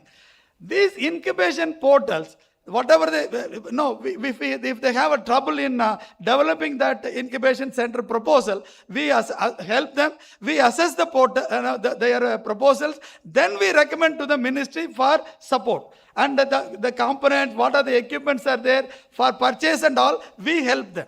This is our invisible support from back end. Then, in the 27 states, already I told about 80 are running, and some of them are running, some of them are in some other stage, which are in the, I hope in the next phase, it will run. In the content development, let me give you, I didn't know that I have to give a presentation. Otherwise, I would have put everything online. We just, in the portal itself, I could have demonstrated. Many of you do not know. The portal is a mine of, the material available you can really explore. Even for any food science and food technology people, it is a lot of information available in the portal. We have 9 domains of information for processing. That is for fruits and vegetables, spices, and all like this, cereals and pulses. Like that, there are 9 domains. In the 9 domains, each domain contains many, many products. These products, you need a demonstration video, you need a PPT, DPRs, everything. All the handbooks, hand notes for the trainees, all are done from NIFTM Tanjavur. That many people do not know. Kindly go to our domain, each domain, take the material and then spread it. Dissemination, that you can do. Master trainers, they know. The trainers, they are well aware of those things. But those who have not seen the website, kindly go to ministry website or even come to Tanjavur or Kundli website. And then ODOP products. In the ODOP products, each domain, we have many products. Suppose you have fruits and vegetables, guava processing. You do not know anything about it. You just go there in the training resource. You go to fruits and vegetables. Then you have you just click on Goa. You will get the first a video of how Goa is processed. Then you will get a PPT. You will get a lot of information, and DPR, ready-made DPR can be submitted to bank. It is ready-made available. If you don't change the capacity, directly you can submit. Such a information is available. Where the machinery is, you will get, everything is available in that. Now, for each product, we have developed for 105 products in that domain, 9 domains, and then Kundli again developed about 80. We have about 185 products ready-made available. Things are there in the website. These are all done from our side. And then these videos, so far till last week, 17.12 lakh people have viewed those videos. These YouTube videos that from our portal. This is our this thing. Apart from this, of course, training, you know very well. We'll take 2 minutes because a lot of information is there about PMFE. There are now we have conducted hands-on training for the beneficiaries or wherever, whichever state they have asked. We have done hands-on training for 16 of those people. Of course, we do a lot more than that. Regular webinars, monthly webinars, we conducted 37 of them. Our monthly webinar, PMFE webinar, is well attended. 4,000 to 6,000 registration for each webinar. Best people in the country will present there. Best people in the country. From industry, from the directors of various ICR Institute, they present in those webinars. 4 of the webinars, apart from that, are in regional languages. Of course, SRLMs and SULMs. For them, we really handle all the training. MIS, today, I think our Maharashtra person has given about MIS. This MIS training, Management Information System, this system as well as your DPR demonstration system, all are done from Tanjavur. That I think you can utilize, next phase, you can utilize that service very well. Nearly 4,000 FPO members. Now we were dedicated awareness program we have done. Of course, our incubation, the common incubation center, apart from that, we have a very good incubation center in Kundli as well as in Tanjavur. I will do it in 1 minute. Now, they will get many questions, don't worry. There are many. The thing is, NIPTAM Tanjavur is an excellent incubation facility. Our trainings are hands-on training. We don't do classroom trainings at all. And it is very difficult to get the slot. You kindly apply much in advance, and you can send your people from any state. We get from Gujarat, we get from Jharkhand, we get from Bihar, and Northeast people will take it up in Guwahati. You send the people, you want to make it chocolate, somebody was talking about from Andhra Pradesh. You send them there. They will themselves do the chocolate, everything from A to Z, and then they get the train. Such a training facility is available. We have an enabled accredited food testing lab. It is a FSSI referral lab and a reference lab. Only 2 labs are there, reference lab in South India, CFTRI, Mysore and ours. And our services are always, more than that, because the lady is always behind my head, I have to wind up. See, more than anything, whatever we have created, we have a big heart. Apart from this director, we have about 27 colleagues. Always, anytime you call, they respond very well. We support them. Any number of times they call, we will patiently we answer, and we are very passionate. Like me, they are very passionate. They help you out. We have a very good entrepreneur. We have 113 ready-made technology available for PMFE to take. And right out of which 66 are already commercialized, multiple places. Of course, that is what to be paid. And most of the technologies are patented technologies. From NIPTAM Tanjavur, you can take it. And with this, thank you very much for the ministry for trusting us and believing and giving us to develop all these things. And we are helping the ministry in all aspects. You submit the proposal for anything, whether it is a PMKSY scheme or a PLI scheme or a PMFE scheme. Your technical reports were actually in the committee, both directors, we sit on that committee. We will always vouch for your success. use the facilities of NIFTM, help of a NIFTM. This is an institute of national importance like IIT, NIT, and you take the help and grow big. That is our wish. We are very happy to help you. Thank you very much. Anything you want to clarification? No clarification required. Thank you. Thank you very much, sir, for that energetic address. No bell. Even I couldn't beat that energy of yours. So you won us over. Thank you very much. Ladies and gentlemen, coming up now is Mastering Sparsh, a hands-on training for state nodal agencies by Mr. Shalinder Sachdeva and Ms. Meghna Sen. Can you please have them on stage? Would request our presenters to kindly restrict the training to 20 minutes as we are running a bit behind schedule, so we seek your cooperation.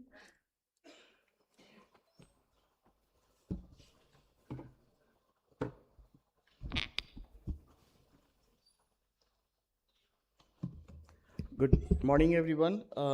I extend my sincere gratitude to the distinguished dignitaries, senior officials, representatives from the state and UTs, industry stakeholders, entrepreneurs, and all the participants. My name is Shailendra Sachdeva. I am Senior Accounts Officer in Controller General of Accounts, and I do look after this SNS Sparsh module. So SNS Sparsh module is a module on PFMS, which is basically used for disbursement of the funds. So since morning we have been learning about the core activities of the scheme, which is being implemented in the states and UTs. But I would speak about the cash management of the scheme and the fund flow pattern, how the funds are being disbursed to the vendors and beneficiaries. So basically there are two kinds of schemes, and yours is a centrally sponsored scheme, which is a central government scheme and implemented by the states and UTs. And this is the PFMS roadmap. We started our journey since 2008 as a CPSMS, which was at that time was an MIS portal, and it expanded to for the payment purpose. We started first for DBT in 2014-15. And then for the central sector schemes, we came up for the CNA first, and then for the real-time transfer, just-in-time transfer, that was TSA module was used for the central sector scheme. Whereas for the centrally sponsored schemes, the module earlier was used on PFMS was SNA module, and which was extended for the just-in-time release in the form of SNS Sparsh via DOA's order dated 13th July 2023. And now we have expanded SNS Sparsh for the DBT payments as well. So I hope you all are aware who are from the grounds and the agency users who are making payments to the beneficiaries and vendors. They are using this module for last 2-3 years, the SNS Sparsh. So as I mentioned that PFMS is the only platform which is required to release a single rupee to end beneficiary out of the CFI, Consolidated Fund of India से अगर ₹1 भी निकलेगा, that would be routed through the PFMS screens, PFMS interface. So that's why I mentioned that while for the centrally sponsored schemes earlier, a module come in 2021 that was called SNA, Single Nodal Agency Model. So what used to happen in the single nodal agency, the central ministry used to transfer the funds to the treasury account first. Like lump sum amount, quarterly amount, if the scheme is having an outlay of 1,000 crore, so in that case, the 250 crores used to transfer in advance to the states as per their requirement and as per their budget allocation. So once the funds are transferred to the treasury account, then they used to transfer it to the scheduled commercial bank, which were opened in the name of single nodal agency. So the central share used to credit in the SNA's account, and likewise state used to transfer their part in the SNA's account, and from there the agency users used to transfer funds to the end beneficiaries and vendors. So what was happening in that case, the funds, the unutilized funds used to park up there, and undoubtedly there was an interest generation at that time also, but the interest on the unspent balances was only 2.5%, whereas as you all know that we are a deficit economy and we do borrow funds from external entities, and the rate of interest whereupon we do borrow funds, it's approximately 7%. So there was a huge gap between the funds we do borrow and then we lend it to the agencies for implementation of the schemes, for both like central sector schemes and for centrally sponsored schemes as well. So thereafter, when Department of Expenditure, Ministry of Finance realized this fact that we are losing the float in the form of interest unnecessarily, then they came with an idea of the just-in-time release. First, we introduced it in the central sector schemes, as I mentioned earlier, for TSA payments. And then when that got successful with the collaboration of RBI, we extended with collaboration of the state FMI systems and the e-Kuber of RBI to the centrally sponsored schemes in the form of SNS Sparsh. So like I mentioned, SNS Sparsh is an integrated system between PFMS, which is a financial module for payments for central government part, and state governments do use their similar counterpart system that is commonly known as state FMI system. Whereas RBI has their own IT platform, which is known as eCubid. So we integrated all three systems. They used to talk now. They talk to one another now. And that's how the funds get transferred on real-time basis to the vendors from the farthest of the state of Arunachal Pradesh, in any district of Arunachal Pradesh. The funds can be transferred to the vendors in just in time, including central and the state share part. So why SNS Sparsh was required, or why TSA was required? As I mentioned that India, on the screen there are two donuts. One is rupee come from and one is rupee goes out. So this I have taken from budget document for the current financial year. If you just look here, we do have, as a central government, we do have 17% our pocket for central sector schemes, whereas for the centrally sponsored schemes, it's 8%. So total comes to 25%. And we do make payments of interest at the rate of 20%. Whereas we are having our borrowings approximately 24%. The number approximately matches with that some of the central sector schemes pocket and centrally sponsored schemes. It is not that all the borrowings we do have from the external entities at the rate of 7% interest rate. We are lending that funds to the implementing agencies like state government agencies or central government agencies for central sector schemes and centrally sponsored schemes. But just this number just matches. So the idea was to curb this percentage, the 20%, which was earlier approximately 25%. Now it is reducing year by year. So that was the idea, to just reduce the float from the market and to release the funds in just in time, so that the funds would remain with the central government for the central share part, for central sector schemes and centrally sponsored schemes as well, and with the state government for the state consolidated funds for the state government parts. So these are the three modules, which earlier was pre-SNA. I won't talk much about this, and this was SNA, and this now is SNS Sparsh.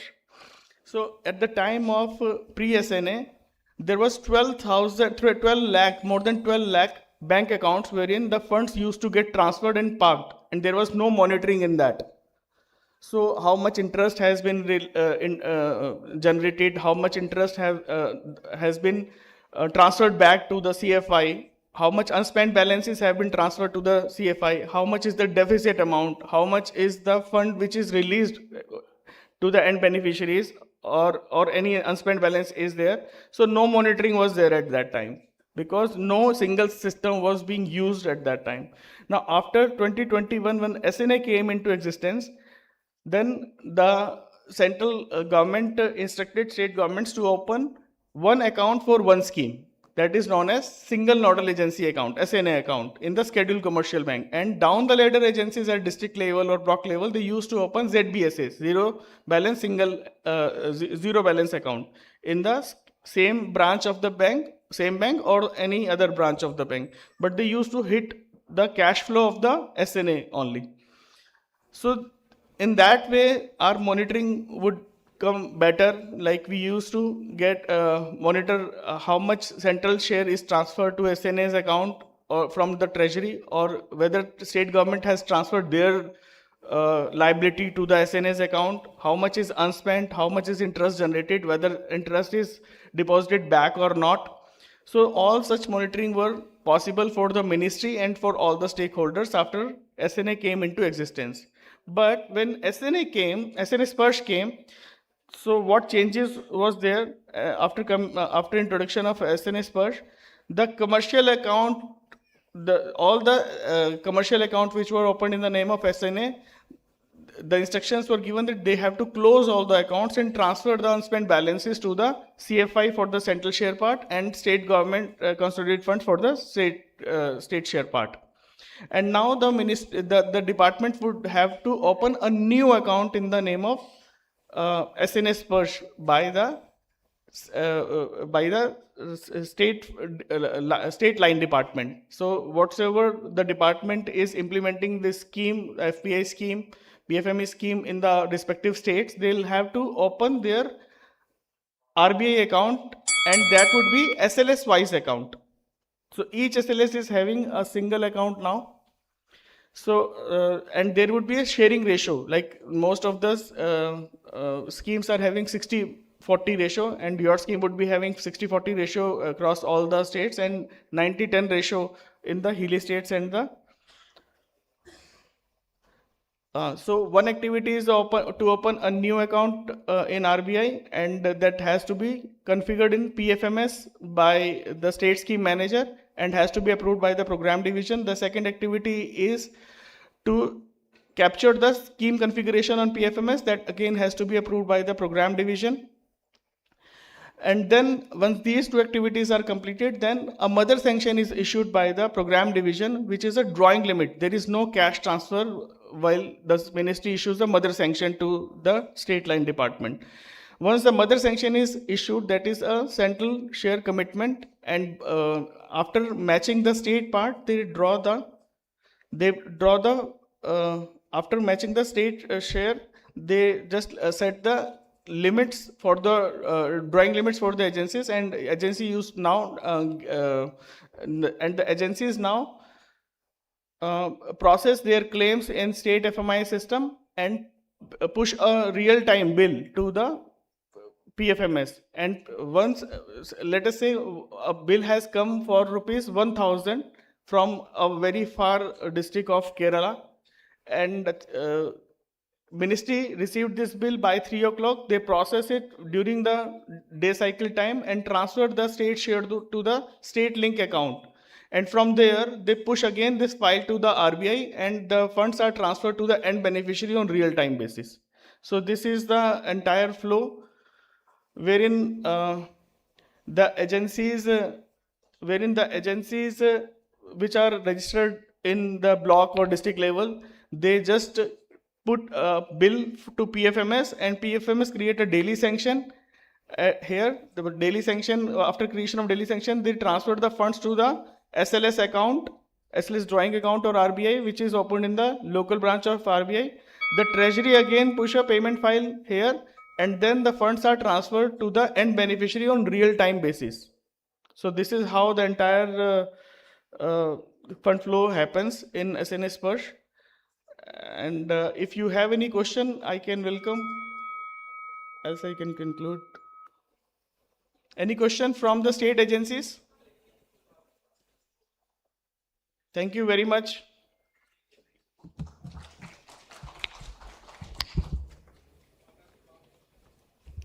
Thank you very much. Ladies and gentlemen, before you proceed for a quick 10 minutes tea break, I would request that once we come back to this hall, we'll request the DNO and DRPs to kindly sit on their designated seats, which I believe is to your right and to my left.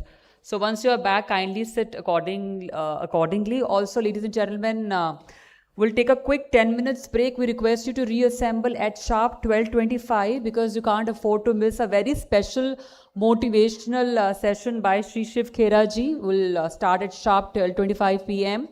The tea is organized at the same venue as yesterday, that is one level up and one level down in the same building. Thank you very much and kindly reassemble in time.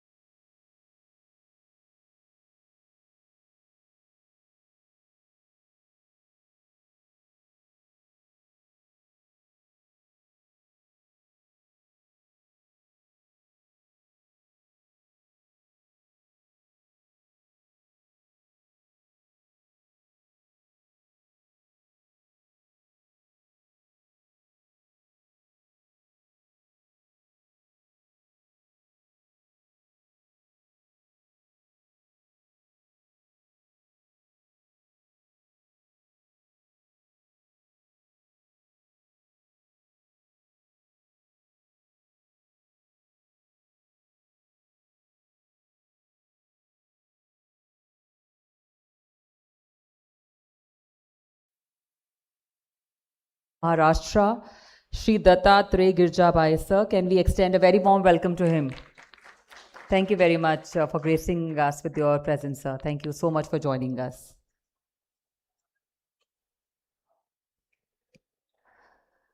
Ladies and gentlemen, we aim to begin our upcoming session in next 2 minutes. May we request you all to please be seated. We'll request the DNOs and DRPs to kindly sit as per their designated seats. You may inform your colleagues to join you inside the hall. We are starting very shortly.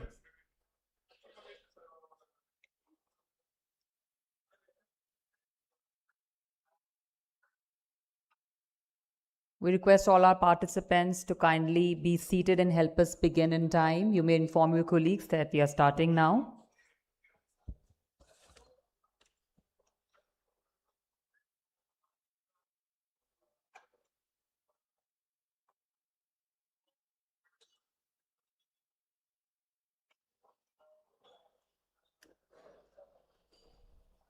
May we once again request you all to quickly join us inside the auditorium and help us begin. Kindly be seated as per the designated seats. Please switch your phones to silent mode.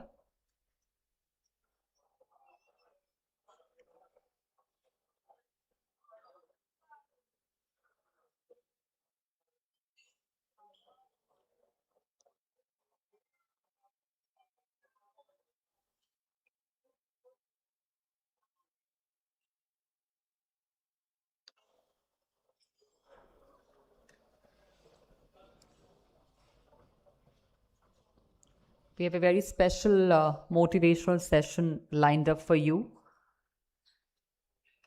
starting very shortly, so we request your cooperation. Kindly join us inside the hall at the earliest.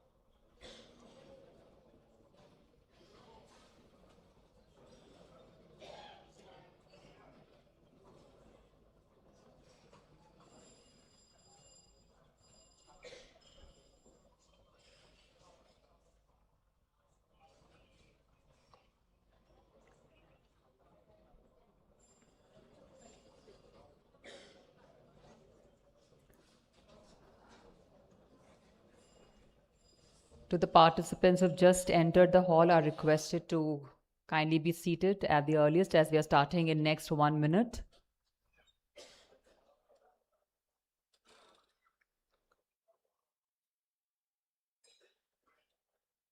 Kindly sit as per your assigned seats.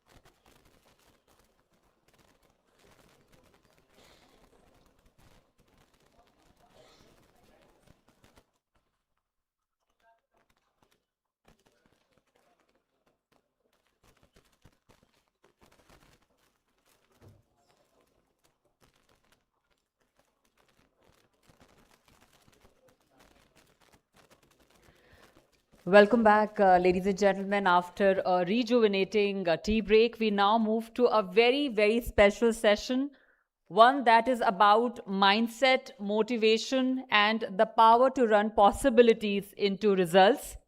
It is our true privilege and distinct honor to welcome a name synonymous with motivation and leadership, Sri Shiv Khera, renowned author, educator, and motivational speaker, whose words have inspired millions to think positively, act purposefully, and strive for excellence. Ladies and gentlemen, please join me in welcoming and extending a very warm welcome on stage to a true legend, Sri Shiv Khera.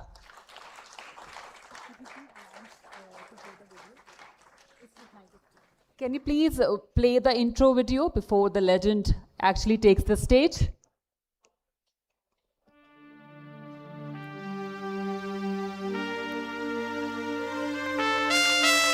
Mr. Shiv Khera is the founder of Qualified Learning Systems USA, an author, educator, and a business consultant. He is a much sought-after speaker. He inspires and informs people, helping them to realize their true potential. He has taken his dynamic personal messages to opposite sides of the globe, from the US to Singapore.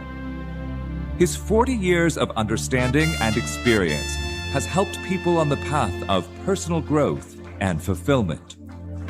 He has been recognized by the Round Table Foundation, honored by Lions International and Rotary International. Mr. Shiv Khera's client list includes, among others, Lufthansa, DHL, Nestle, Philips, Gillette, Hewlett-Packard, Jaguar, IBM, Ericsson, Mercedes, Johnson & Johnson, HSBC, and many more. He has appeared on numerous radio and television shows. Mr. Shiv Khera is an international best-selling author with over 15 million copies of books sold, including You Can Win in 21 languages. His other books are on their way to creating new records. Tens of thousands have benefited from his dynamic workshops in 17 countries, and millions have heard him as a keynote speaker. His trademark is, winners don't do different things. They do things differently.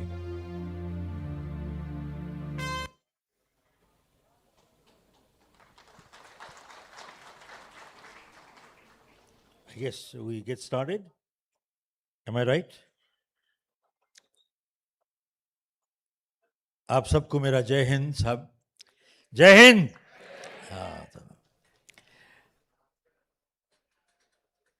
Focus,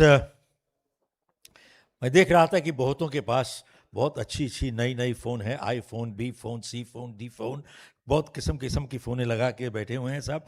तो मैं आप सबसे एक request करूं, अपना mobile अपना हाथ में ले लीजिए साहब, अपना हाथ में ले लीजिए साहब। Everybody, kindly get your mobile up, all the way up. Everybody, kindly get it up, please. Kindly get your mobile up. Okay, now kindly switch off, please. Kindly switch off.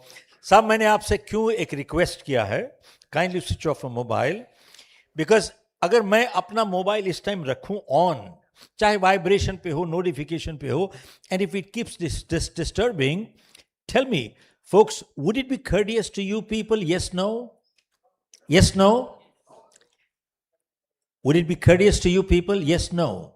No, answer is no. Folks, in our India office, we have very clearly instructions to all of us.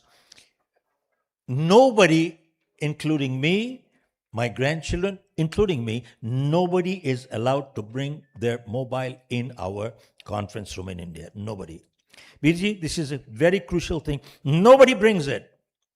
Let me ask you, if I keep my mobile on in my conference room, you come in, one, it is discourteous to you, yes, no? Hello? Two, it is ill-mannered. And three, am I not wasting your time? Am I not wasting your time? Yes, no? सब English Hindi बोलूं, कौन सी भाषा बोलूं आपको? मैं आपका time खराब नहीं कर रहा हूं अगर मैं अपने मोबाइल पे हूं, yes, no? Answer is yes. So I have no right to waste your time, and I say very clearly, I will not let you waste, I will not waste your time, but I will not let you waste my time either. So your mobile is out and my mobile is out. Nobody is allowed to. We had a member of parliament come the other day to our office and he says, साहब मेरा बहुत ज़रूरी काम है. मैंने कहा साहब क्या कह रहे हो, 50 साल से काम ही चल रहा है लेकिन कहाँ पे चल रहा है. Bottom line is, we all need to put our mobiles out, folks. All right. With that in mind, I'm grateful and talking to Mr. Harinder just now, Mr. Oberoi here, looking at the food industry, processing, all this is, and they were talking about the media outside. And I said, these are so important things. This is one remedy and solution to unemployment in India. Folks, are you with me? This is a major remedy solution for unemployment. बेरोजगारी हटाने के लिए इससे अच्छा और रास्ता कोई नहीं है. Very crucial, we need to do that, and we need it badly. And slogan was do it, activity, action must do it. Now, question is, whenever we see a success story or a failure story, there are people behind it. How many agree with that? Please raise your hand. Okay. Now, second question is, how many agree that people are our greatest assets? Please raise your hand. Okay. साहब मैं आपसे share करना चाहता हूं, ये totally आपने जवाब दिया है, it is incorrect answer. People are not assets. Only good people are assets, rest are all liabilities. Are you with me? Only good people are assets, rest are all liabilities. And goodness anywhere in the world must be created. Evil happens. साहब देखें आप, this is like a farmer. If they want to have a good garden, they must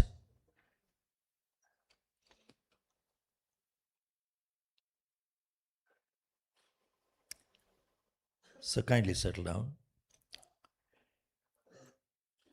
Thank you, sir. So this is like a farmer. If they want to have a good garden, they must consciously plant good seeds of good flowers and good fruits.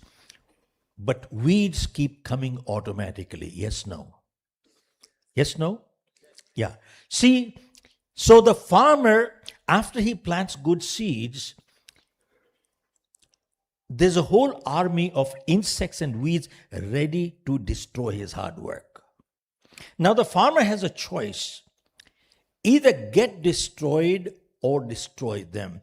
Both cannot live together. Are you with me, folks? Hello? Both cannot live together. So the farmer has to fight. So what does it tell us? It tells us fight is nature's law. सब कुदरत का असूल है. Fight is nature's law. Not fighting is not a choice. It is not a choice. See, in our body, we have white cells, we have red cells. Folks, what is the function of the white cells? Somebody give me an answer. Fighting infection. Thank you, sir. See, medical doctors say, I'm sure there must be some here, that every day our body releases millions of cancerous cells and millions of immunity cells. They fight, and if the cancer cells are stronger, we're dead. But if immunity cells are stronger, we live a happy, healthy life, but there is a fight. Folks, are you with me? Hello? There is a fight. So you want to live in peace? Be prepared to fight. There is no other answer. Now, and when we fight, our objective is to win, and to win we must be strong. Yes, no. We must be. Now, my new book that is coming out, it says, we must be strong in 6 areas of our life. 6 areas. 1, we must be physically strong. अगर आप note करना चाहें तो जरूर कीजिएगा, शायद आपको card भी दिया होगा उन लोगों ने. इसी we must be physically strong. 2, mentally strong. 3, we must have emotional strength. 4, we must have relationship strength. And 5, we must have financial strength. And 6, we must have spiritual strength. Folks, are you with me? 6 strengths: physical strength, mental strength, emotional strength, relationship strength, financial strength, and spiritual strength. इन 6 के बिना हम लोग जिंदगी में कभी सफल नहीं हो पा सकते साहब. We can never be successful in life. Now, why am I sharing physical strength? Folks, physical strength gives us stamina, sustenance, energy, and besides, it impacts our decision-making process. How does it impact our decision-making process? Folks, have you noticed one thing? Whenever we are unwell, हम लोग बीमार होते हैं, कभी भी तकलीफ होती है, and बीमारी की हालत में जैसे डिसीजन हम लेते हैं जिंदगी में, we would never take such decisions if we are physically strong. Are you with me? Hello? Very crucial. We will never make such decisions. And आप अस्पतालों में भी देखिए, only the strong are asked to take care of the sick. A sick cannot take care of the sick. Weak people cannot take care of the weak. Only the strong has to look after the weak. Folks, are you with me? Okay. What is physically strength? Now, for the time being, park this on the side. Park this on the side. अब दूसरी बात मैं आपसे share करना चाहूंगा. Mentally strong. Why did I say mental strong? Folks, आपने देखा है कुछ लोग, they are so mentally strong, no matter what they do in life, they always succeed. And there are some people in life, no matter what they do, they always fail. आपने अक्सर एक कहावत सुनी होगी. Are you comfortable in Hindi or English? Both. Okay, तो ठीक चल रहा है सर. Okay. Okay. हमारा एक कोटेशन है, winners don't do different things, they do things differently. जीतने वाले कोई अलग काम नहीं करते, हर काम अलग ढंग से करते हैं. तो अक्सर लोग पूछते हैं, what do they do differently? And my answer is, winners form the habit of doing things losers don't like to do. दोबारा से कहता हूं साहब ये, winners form the habit of doing things losers don't like to do. And what are the things losers don't like to do? They're the same things winners don't like to do either, but they do it anyway. आप देखें, losers don't like to get up in the morning. Winners don't like to get up in the morning either, but they get up anyway. See, losers don't like to work hard. Winners don't like to work hard either, but they work hard anyway. Are you with me? They work hard. They form the habit of doing things losers don't like to do. Why am I sharing this with you? Folks, if we have to think to do the right thing, we can never do it right. It must come automatic. It must come automatic. Folks, आपने अक्सर ये सुना होगा, साहब इसकी तो किस्मत ही अच्छी है, मिट्टी को हाथ लगाता है सोना हो जाए, इसकी किस्मत खराब है साहब, ये तो सोने को हाथ लगाता है मिट्टी हो जाती। साहब इस बात में सच्चाई है माइनस द वर्ड किस्मत। मैं आपको उदाहरण देता हूं। It doesn't matter how old we are. When we were growing, our parents said one thing: form good habits and habits form characters. सब अच्छी आदतें बनाइए क्योंकि आदतों से चरित्र बनता है. Because 90% of our behavior is habitual. We don't think, we just act. And if we have positive habits, we have a positive character. And if we have negative habits, we are a negative character. And good habits are hard to come by, but they're easy to live with. Bad habits come easy, but they're hard to live with. And before we got the habit, habits got us. Are you with me? सब जब तक हम आदत को पकड़ते हैं, आदत हमको पकड़ चुकी होती है। साहब उदाहरण देता हूं आपको। जिसको कहते हैं साहब इसकी किस्मत अच्छी है, मिट्टी को हाथ लगाता है सोना होती है। Analyse their life. Analyze every transaction in their life, and you will find the positive behavior has become habitual. Every time they do it right, it happens right, the reflexes move right. And the person we call unlucky, every time they touch gold becomes dirt. Analyze their life, analyze every transaction in their life, and you will find the negative behavior has become habitual. Every time they do it wrong, it happens wrong. Their reflexes are moving wrong. यहां पर कोई फौजी बैठे हैं क्या साहब? Any? Okay, let me share with you. In this defense services all over the world, you notice 60 to 70% of the career in the defense services goes into simulation of warfare. Are you with me? What is simulation of warfare? Somebody give me an answer. What is simulation of warfare? Somebody give me an answer. Raise your hand, please. Assuming the war condition. And as if there's a real war going on right now. This gentleman gave a right answer. Garima, give him a big hand. I'll give you my new book, sir. You can achieve more. Give him a big hand, please. Thank you, sir. तो साहब देखिए आप, why do they do it?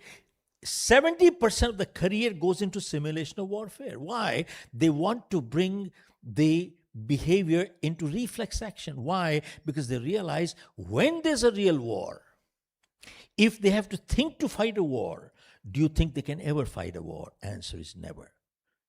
Similarly, if we have to think to do anything in life, we will never be able to do it right. That is why we want to have all positive behavior into reflex action. अब क्योंकि मंत्रालय से लोग हैं यहाँ पे, मैं एक और बात कहना चाहूंगा यहाँ पे. Folks,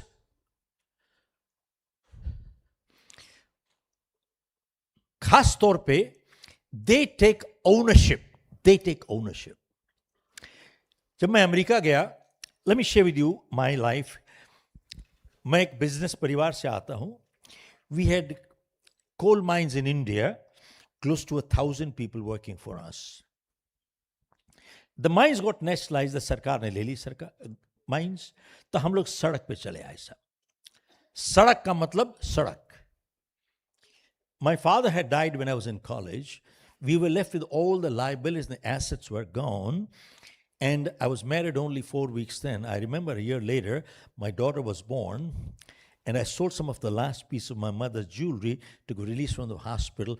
I did not have $10 to buy milk that night. After that, I tried my hands on 3 businesses with no money, and I failed in all 3. उसके बाद 1975, 13th November, I left India. यहाँ से America गए साहब. पहले Toronto गए Canada, तो बाल्टी लेके घर घर जाके 1.5 साल 2 साल मैं गाड़ियां साफ करता था वहां पर, घर घर जाके. So totally by accident, I got into selling life insurance. And that was the best thing that ever happened to me in my life. Now, why do I say that? It taught me how to fight rejection and failure, because selling life insurance is the toughest thing to sell in the world. Selling car, clothes, house, much easier. Why? You can touch and feel and touch and feel and touch and feel. And life insurance, you don't know. You're only talking, when this happened, this will happen. Nobody knows when will happen, what will happen. That's it. But anyway, so after I joined selling life insurance, my manager called me within 90 days to fire me for non-performance. And he said to me, I've been in this life insurance business 35 years, and I've seen some slow starts in my life, but I've never seen one like you. And he says to me, don't come back tomorrow, you're fired. Don't come back tomorrow, you are fired. Well, I told him, I said, Joe, wait a minute. Before you fire me, at least hear me out. I'm not an educated person. I'm not a doctor, engineer, attorney, accountant. I'm a BCom 3rd division, failed in my 10th. That's my academics. Folks, in my 8th grade, any modernites here? Sub modern school Barakamba? Okay, in my 8th grade, out of 28 students, I was number 27 because the 28th was absent. No kidding. No, I still have my report card. So, मैंने अपने manager को बोला कि भैया ऐसा है, I'm not an educated person. I got a handicap. I'm not a doctor, engineer, attorney, accountant. I'm a BCom 3rd division, failed in 10th. That's my academics. How do you expect performance out of me? साहब जैसे मैंने वो बात कही, उस दिन किसी ने मेरे से बहुत कड़क के बात की साहब. And I'm glad he did. And later on I realized it was not anger, it was concern. And he said to me, you shut up and listen to me. By the way, he didn't talk this politely. साहब मैं छोटा सा कमरा था, and he says to me, you shut up and listen to me. And he says, you don't have a handicap, you have a bad attitude. तुम्हारा नजरिया खराब है. और कहता है मेरे को, तुम जैसे लोग सिर्फ अपनी जिंदगी नहीं बल्कि अपनी परिवारों की जिंदगियां भी बर्बाद करते हो. तुम जैसे लोग, he said, तुम जैसे लोग सिर्फ अपनी जिंदगी नहीं अपने परिवारों की जिंदगियां बर्बाद करते हो. And then he says, do you know who has a handicap in life? He said, the doctor, engineer, attorney, accountant, they all have handicaps. I said, boy, you never heard that one, साहब, ये तो सुना ही नहीं मैंने आज तक. कहता है, go check out all over the world. It is generally true. They all have chosen their field. They are stuck. उन सब ने अपना क्षेत्र चुन लिया है. They are stuck. And he says to me, you haven't chosen your field. Don't you see the world is open to you? I said, Joe, I never thought from that point of view. He says to me, now that you're fired, you have all the time to think. I said, leave my office. Vijay, I left his office 47 years ago, or 48 years ago that day. And that evening, in Toronto, there was a program by Dr. Norman Vincent Peale, the man who wrote the book, Power of Positive Thinking. आपने नाम शायद सुना होगा. Have you heard the name, folks? Yes, no? Okay. साहब शाम को वहाँ पे प्रोग्राम हो रहा था डॉक्टर पील का, तो मैं भी चला गया वहाँ पे. I paid $39, which I did not have. And I sat into the program. There were 1,000 people. I was one of them. तो डॉक्टर पील की उम्र थी 85 at that time. हाइट थी 4'11", मेरे ख्याल जूते के साथ 5 फुट हो गया होगा. हो सकता है 5 फुट 1 इंच हो गया. Anyway, जिस उत्साह से आके वो बोले, मैंने उस दिन से कद की परिभाषा बदल दी है। साहब, जिंदगी में किसी का कद गर्दन से नीचे नहीं नापा जाता, हमेशा गर्दन से ऊपर नापा जाता है। साहब, are you with me? And उनके अंदर इतना आत्मविश्वास था, लेकिन आत्मविश्वास के अंदर साथ में नम्रता भी थी। साहब ध्यान दीजिएगा, जिस इंसान के अंदर आत्मविश्वास होता है और नम्रता नहीं होती, उसे अहंकार कहा जाता है। Are you with me? आत्मविश्वास नम्रता के बिना अहंकार है। खैर, डॉक्टर पील ने 1000 लोगों के ऊपर नजर दौड़ाई और बोले, आप लोग बहुत शांत बैठे हो यहां पर, लगता है किसी को कोई समस्या नहीं है। तो पूछा, साहब किसी को कोई समस्या है? तो समस्या किसको नहीं है? तो everybody raise the hand. Then he said, how many people would like to get rid of the problems? Again everybody raise their hand. Then Dr. Peel said, while I was coming here, I came across a place where I saw some people lying down, all comfortable, totally relaxed. They had no problem whatsoever. How many people would like to know where that place is? Again, everybody raised their hand. And then Dr. Peel said, 2 blocks away from here, there is a cemetery. There is a cemetery. 200 गज दूर यहां से एक शमशान घाट है. And he says, there are people lying there, totally comfortable, relaxed. They have no problem whatsoever. Then he asked, how many people would like to get rid of the problem? Nobody raised their hand. Everybody put their hand in their pocket.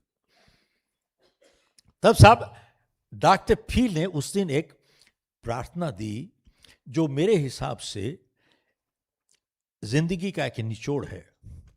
मैं पहले एक बारी English में बोलूंगा और फिर हिंदी में बोलूंगा उसको.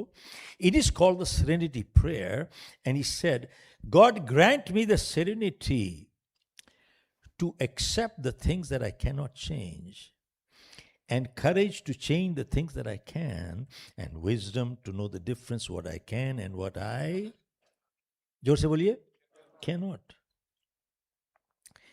परमात्मा मुझे संतुलन दो, जो बदल नहीं सकता आपकी सौगात समझ के स्वीकार करूं, और अगर बदल सकता हूं तो मुझे इतनी हिम्मत और हौसला दो कि बदल दूं, और इतनी सुबुद्धि दो कि उनमें फर्क बता सकूं, क्या बदल सकता हूं और क्या मैं नहीं बदल सकता. If you analyze this little prayer, it is the gist of life. God grant me the serenity to accept the things that I cannot change. Now my question is, can we change everything in this world to suit ourselves? Answer is no. Can we mold and manipulate everything to suit ourselves? Answer is no. Folks, I didn't choose my parents, neither did you. I didn't decide where I was going to be born, neither did you. If this is my height and the color of my skin, there's nothing I can do about it. And granted, some people are born deformed. कोई लोग अपाहिज पैदा हो जाते हैं सब. और कई बारी अच्छे लोगों के साथ बुरे हादसे भी हो जाते हैं. What wrong did they do? Nobody knows. So it says, what I cannot change, let me accept it graciously, not grudgingly. Why? Because many times in life, we keep fighting the things we just cannot change, and we bring stress into our lives, and we become paralyzed. Are you with me? Hello? Can I have a big yes? Okay. We become paralyzed. And it says, if I can change, then give me the guts to do it. And wisdom to know the difference, what I can and what I cannot. Now, मैंने जब अपनी किताब लिखी जो मैंने इन भाई साहब को दी यहाँ पे, I took this thought 2 steps forward and I wrote in that life is full of choices and life is full of compromises. Seems like a contradiction, but not really. Now, how is life full of compromise, choices? See, folks, if I ill-treat you, I have chosen to be ill-treated, haven't I? Yes, no? 2, if I treat you with discourtesy, I've chosen to be treated with discourtesy, haven't I? And 3, if I light up a cigarette, I've chosen to invite cancer, haven't I? If I drink and drive, I've chosen to invite an accident, haven't I? If I exercise every day, I've chosen to invite good health, haven't I? And if I eat too much every day, I've chosen to be obese, haven't I? And ध्यान दीजिएगा साहब, if I tell lies, Divish, if I tell lies, I've chosen to lose my credibility, haven't I? Hello? Hello? Hello? साहब इसके बाद अगला sentence बहुत जरूरी है. We are all free to the point of choice. But after we make our choices, the choice controls the chooser. We have no more choice. Choice is over. साहब ध्यान दीजिएगा, हम सब एक फैसला लेने तक आज़ाद हैं, लेकिन जब हम फैसला ले चुकते हैं उसके बाद आज़ादी खत्म हो जाती है, फैसला हम पे काबू पा लेता है साहब.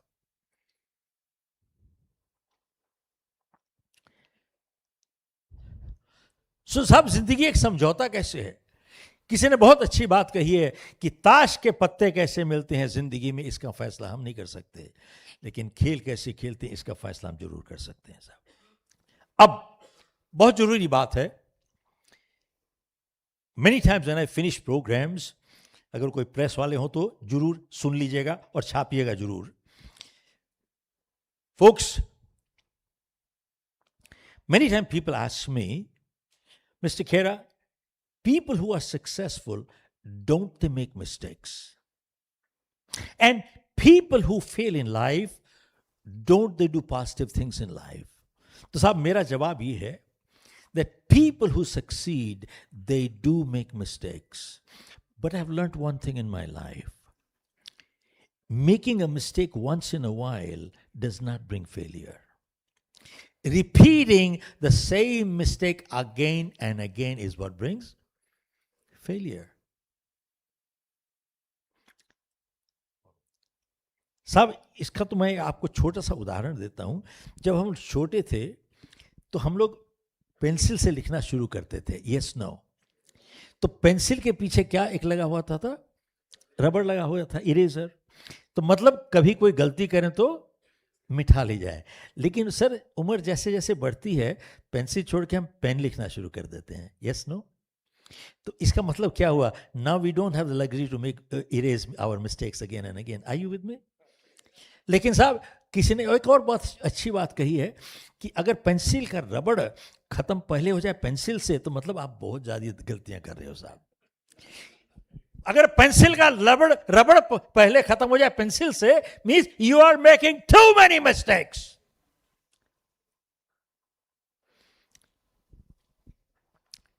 Folks, and people who fail, don't they do positive things in life?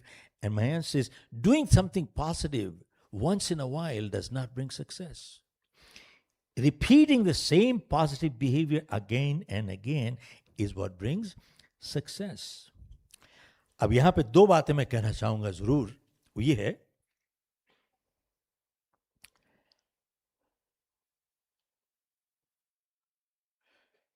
मैं एक प्रोग्राम कर रहा था. There were about 1,000 doctors. It was a global conference of medical doctors. तो मेरे पहले से एक स्पीकर आए थे नीति आयोग से. तो NITI Aayog is advisory body to the prime minister. तो मैंने कहा साहब आप लोग एडवाइजरी बॉडी हो, तो आज I am on record, I mean being recorded also publicly, तो एक संदेश पीएम हमें जरूर पहुंचवा दीजिएगा. तो वो कहते थे कि हमारी जीडीपी बहुत बढ़ रही है इस दुनिया में, we are the fastest growing country in the world. पहले 10 थे, अब 6 हो गए, कि 5 हो गए, 5 से फिर 6 वापस आ गए, फिर 4 हो जाएंगे, फिर पता नहीं क्या वापस 6-7 पे आ जाएंगे, कुछ नहीं मालूम है. बट एनीवे, और we are putting in lakhs and lakhs crores in skill development, in skill development. तो करके वो अपना बात करके चले गए। तो उसके बाद मेरी they handed me the mic. So I acknowledged what he said out of courtesy, not respect. I repeat, out of courtesy, not respect, I acknowledged.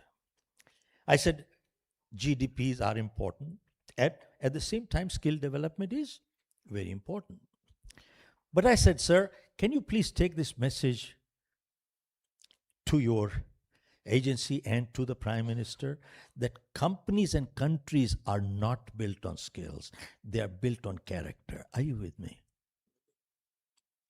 They are not built on skills, they are built on character.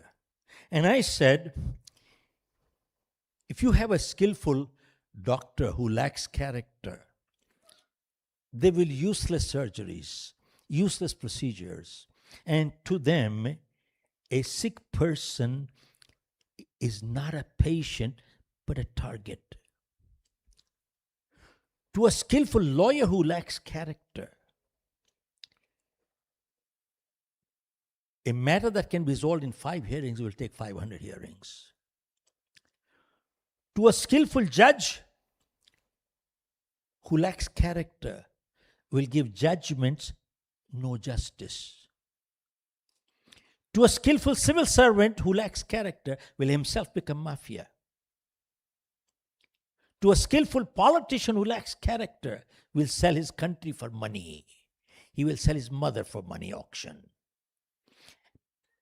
And I said, क्योंकि हम लोग हिंदुस्तानी हैं, and we respect Ramayan and Mahabharat, तो मैंने उनसे पूछा कि महंगा बताइए साहब, रामायण में तो 2 character are very crucial, Ram and of course Ravan, both are very crucial. तो मैंने कहा कि साहब रावण को बहुत विद्वान ज्ञानी माना जाता है, बहुत विद्वान थे वो, but what did he lack? Character. तो मैंने कहा आप सबको स्किल डेवलपमेंट सिखवा रहे हो, बिना कैरेक्टर के खाली रावण पैदा कर रहे हो और कुछ नहीं साहब. तो मैंने कहा संदेश दे दीजिएगा साहब, आपके द्वारा भी मैं, प्लीज आप भी संदेश दे दीजिएगा साहब, खाली रावण पैदा कर रहे हो, कुछ नहीं कर रहे साहब. Folks, we have to understand what are we doing. अब मैं आपसे 2 बातें और कहना चाहूंगा.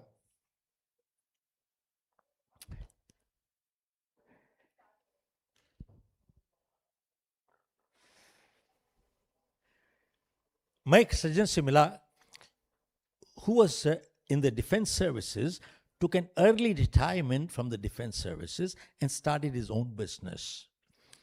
And within 5 years, he started doing a turnover of about 1,000 crores. तो एक दिन उनके दोस्त आए जिन्होंने भी रिटायरमेंट ले ली थी, अर्ली रिटायरमेंट लेके, लेकिन बेरोजगार थे, नौकरी खोज रहे थे वो. तो इनके पास आए और पूछा कि भैया क्या मैं यहाँ पे काम कर सकता हूँ? So why not? I've known you for the last 35 years. So one day the office closed, everybody left. He came to the owner and said, you remember 30 years ago, we both joined the services together on the same day. You remember? He said, yeah, I remember. And he said, you remember, you were getting $1,000, I was getting $1,000. You remember? He said, yeah, I remember. He said, you remember, you were an employee then, and I was an employee then. You remember? He said, yeah, I remember. But he said, look at this 30 years later. I'm still an employee. And you are the owner of a company worth 1,000 crores. Isn't this luck? Isn't this luck? Folks, isn't this luck? Yes, no? Okay. साहब आप जवाब तो सही देते हो साहब, लेकिन बाहर जाके काम सही करो तो ठीक होगा. जवाब सही देते हो आप लोग साहब. देखिए कृष्ण भगवान भी गए थे दुर्योधन के पास और बोले कि आप तो भगवान हो, आप तो, you can avoid the war, you can avoid the war. And Krishna भगवान गए दुर्योधन के पास कि सही और गलत में फर्क क्या होता है. तो दुर्योधन ने क्या बोला? बोला साहब मेरे को भगवान, I know the difference between right and wrong, but I am attracted to do wrong. I am not attracted to do right. Are you with me? साहब मैं आकर्षित होता हूं to do wrong. I know what is wrong, but I'm still attracted to do wrong.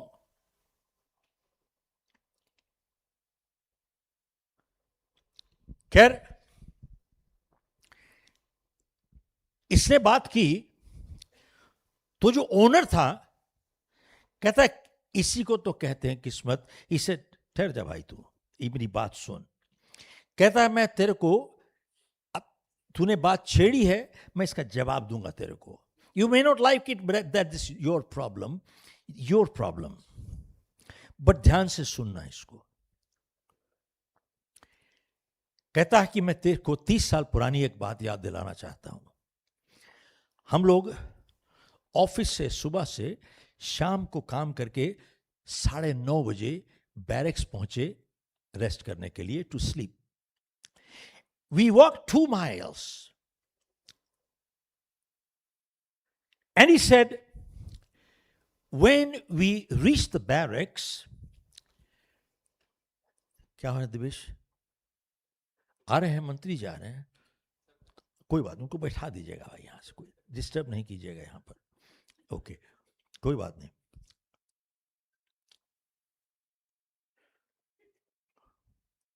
हाँ बहुत बढ़िया है, आने दीजिए, बैठाएंगे यहाँ पर. तो 2 मिनट मेरी बात भी सुन लेंगे, अच्छा रहेगा. बुलाइए आप बुलाइए, बहुत अच्छा है. तो साहब ऐसा सुनिए, let him come in if he's here already. Yeah, tell him to come inside. बल्कि मैं रुक जाता हूं 2 मिनट, जो मैं बोलना है उन्हीं के सामने ही बोलूंगा, बेटर है. हाँ.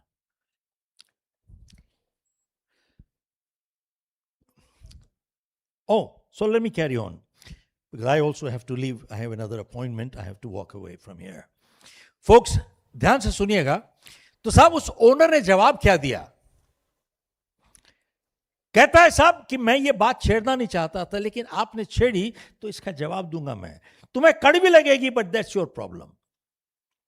कहता है मैं तुम्हारे को 30 साल पुरानी एक बात याद दिलाना चाहता हूं. हम लोग सारा दिन काम करके 9:30 बजे we reach the barracks to come to sleep.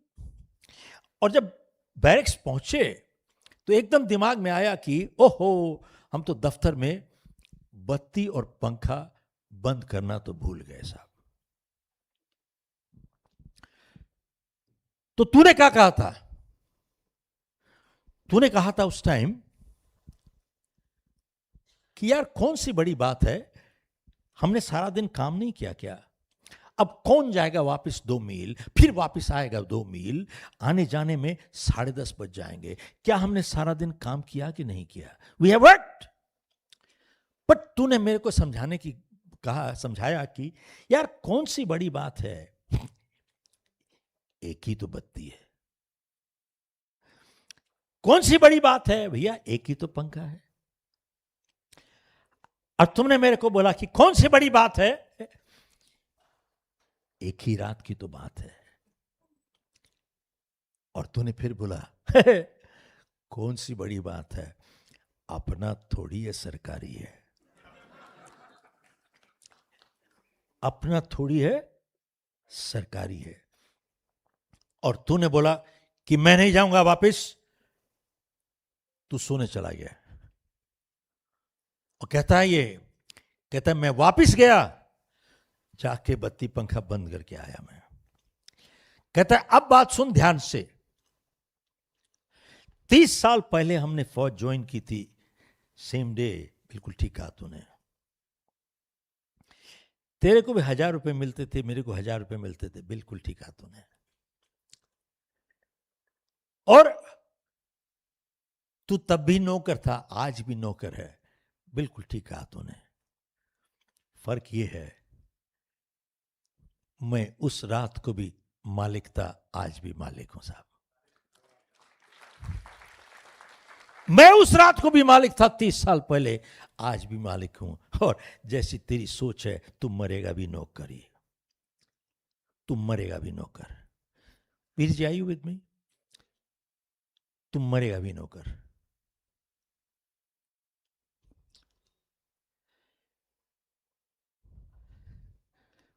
Folks, आप सबको एक फॉर्म दिया गया है. Unless there's a take home at the end, इस प्रोग्राम से खाली सुन के आए, प्रोग्राम अच्छा था, मंत्री जी आए, हाथ मिला लिया, वो अच्छा बोले, इट इज वेस्ट. अपना टाइम खराब कर रहे हो, मेरा भी टाइम खराब कर रहे हो. सब ध्यान दीजिएगा, अपना भी टाइम खराब कर रहे हो, मेरा भी टाइम खराब कर रहे हो, कुछ नहीं मिला इससे. There must be a take home. यहाँ से निकल के बाहर आदमी अगर ये कहे कि आज के बाद मैं ये करूँगा, तब तो उस प्रोग्राम की सफलता मानी जाती है. Yes, no. Otherwise it's a waste. करते रहोगे आप भी, प्रोग्राम आते रहेंगे, आएंगे भी, पॉलिटिशियन भी आएंगे, मंत्री भी आएंगे, सब बोल बाल के निकल जाएंगे यहाँ से, कुछ भी नहीं होने वाला. Unless we can implement something in life, it is all a waste. Folks, are you with me? Hello? Now, I just want to bring one last thing, and that is, हमारे को 50 साल हो गए अमेरिका में रहते हुए. Now, I want to bring one thing back to you. After I attended Dr. Peel's program, I went back to my manager and I said, Joe, don't fire me. Give me one more shot. Give me one more shot. I said, if you fire me today, I don't know where to go. And the only place I know where to go is to go back to washing cars. And I said, I don't want to do that anymore. I got a family to support. I have a little daughter. But please withdraw the papers. He looked at me and he says, Shiv, that's not your small one, that's your big one. And he said, I will only withdraw the papers if you make a commitment, not to me, but to yourself. I'll withdraw. Folks, that day I made a commitment in my life. And that was one of the turning points in my life. And don't we all have some turning points? Yes, no. He would do the papers that day. And that year I went ahead, sold over $1 million. Next year, 3 million. Year after, 5 million. Moved on to the US. Got into 3 businesses. I bought out a company out of California in 1984. I started the New Jersey operation with no clients. And I sold my company with close to 500 clients for a decent sum. Now, why do I share my life with you? For a few reasons. Number one, I kept failing all my life and kept blaming the whole world for my failure, not realizing that I was my own biggest problem. Folks, let me ask you, many times in life, aren't we our own biggest problem? Yes, no. Hello? And second thing I learned was,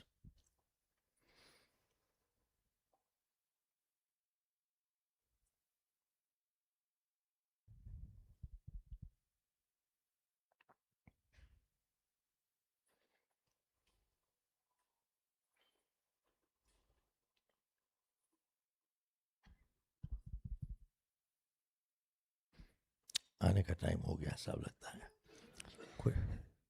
Okay. Folks, second thing I learned was, when my manager said to me, you shut up and listen to me, that taught me one very important lesson. And that was that sometimes in life, you got to be unkind to be kind. Folks, are you with me? साहब दोबारा से बोलता हूँ.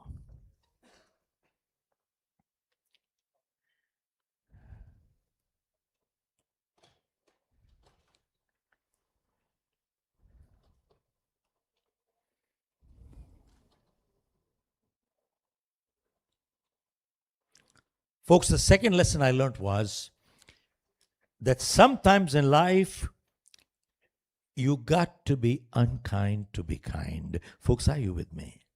Hello? That means what? Leadership is not a popularity contest. Parenting is not a popularity contest. I repeat, sometimes in life you got to be unkind to be kind. And third thing I learned was, I was on commission. Now, if I didn't sell, I wouldn't get any money. And I had no money. But I saw in my company, there were some people who were getting salaries, but they were not doing their job. तब जाके समझ में आई, 47 years ago, I learned the difference between making money versus earning money. Making money is criminal, earning money is spiritual. Are you with me? Can I have a big yes? Making money is criminal, earning money is spiritual. What is the difference? When we earn money, we put our energy and ethics behind. I repeat, we put our energy and ethics behind. And sadly today, most people only want to make money. They don't want to earn it. They don't want to earn it. साहब आप दूर क्यों जाते हो? A study was done which said that when people go to work, sir, kindly take your seat, please. Kindly take your seat, please.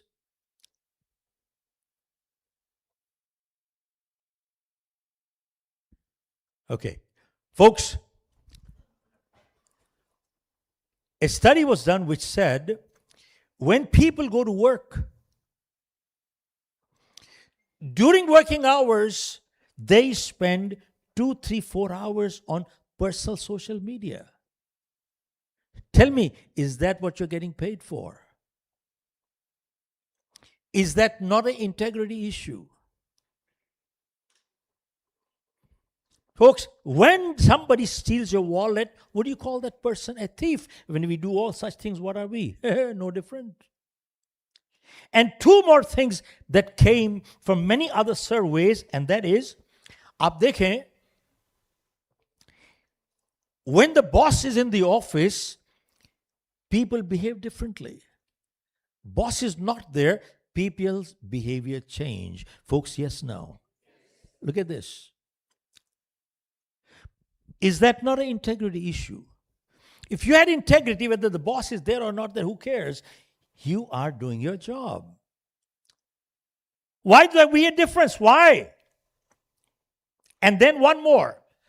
आपने अक्सर सुना होगा लोगों से कहते हुए कि see, I mind my own business. I mind my own business. I do my job, I come back. I do my job, I come back. I do my job, I come back. I see many things wrong happening in my company, in my organization. There's dirty politics. People are messing up. People are doing so many wrong things. But I mind my own. मैं सब अपना काम से काम रखता हूँ. I go and do my job and come back. I do my job, come back. I don't want to rock the boat. I don't want to ruffle the feathers. I mind my own business. Let me ask you.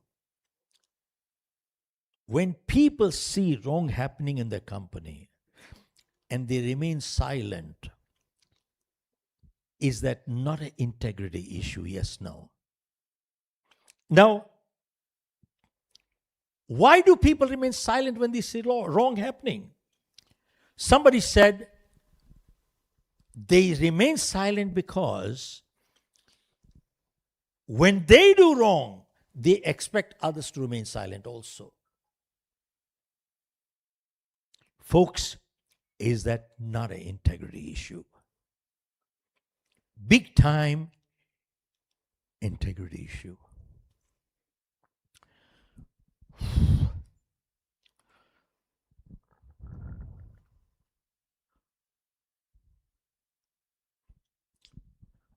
That is what we are talking in terms of difference between making money versus earning money. And we need to come back to earning money, which says wages without work amounts to stealing. Wages without work amounts to stealing. And I'll share with you one study which I don't have a copy of here. Garima, do I have a copy of that? Okay. साहब एक और हाँ बहुत interesting चीज दिखाऊं आपको. A study was done on 1,000 companies surveyed, 1,000 companies, which said 60% of these companies fired Gen Z within the first few months of hiring. और मैं आपसे छोटी सी एक बात शेयर करना चाहूंगा कि with the speed of change, the way things are happening today, speed of change, products are getting obsolete the day they're getting launched. And knowledge is getting obsolete within 2 to 3 years. You look at engineering graduates or medical graduates, by the time they get to the 3rd year, what they learned in the 1st year became obsolete. Now, with this kind of a scenario, it has literally become a cliche. The only constant is what? Change. So, with this scenario, either we are in deep trouble or there's a great opportunity for those who are prepared. True? Yes, no? Okay, you said yes. But now my question to you is, how do you prepare for the unknown? Garima, just let me know. I can close it. Close it, wind up? Okay, I'll just wind up here. 2 minutes. Folks, question is, how do you prepare for the unknown?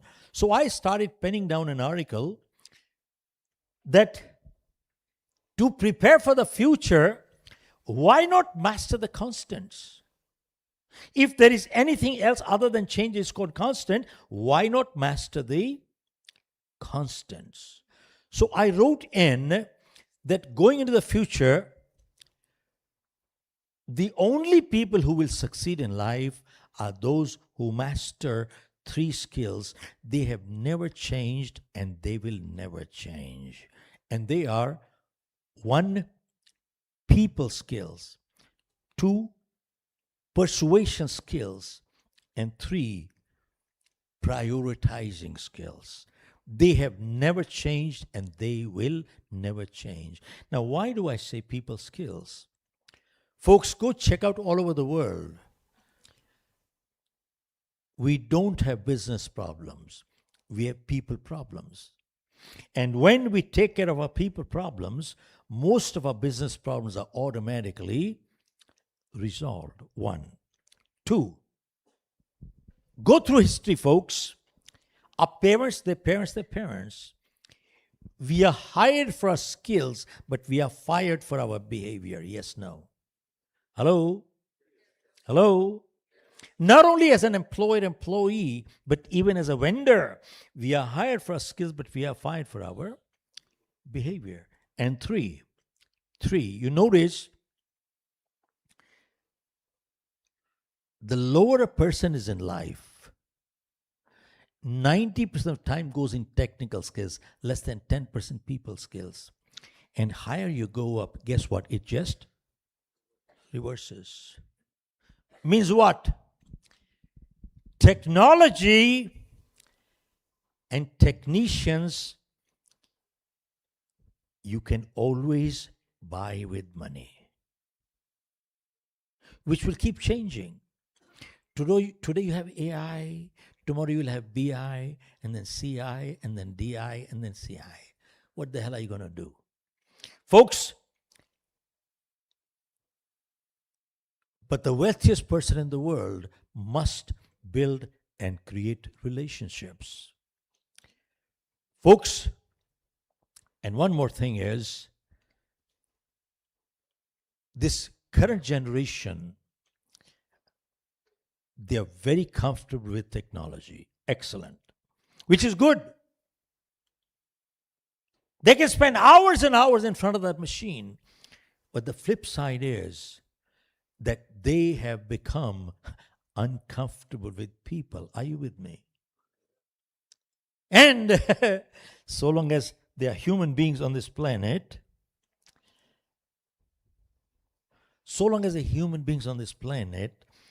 we have to live with people. And you cannot get married on the computers. You can't have babies out of computers. Hello, so far we cannot. Are you with me? Who knows tomorrow what's coming?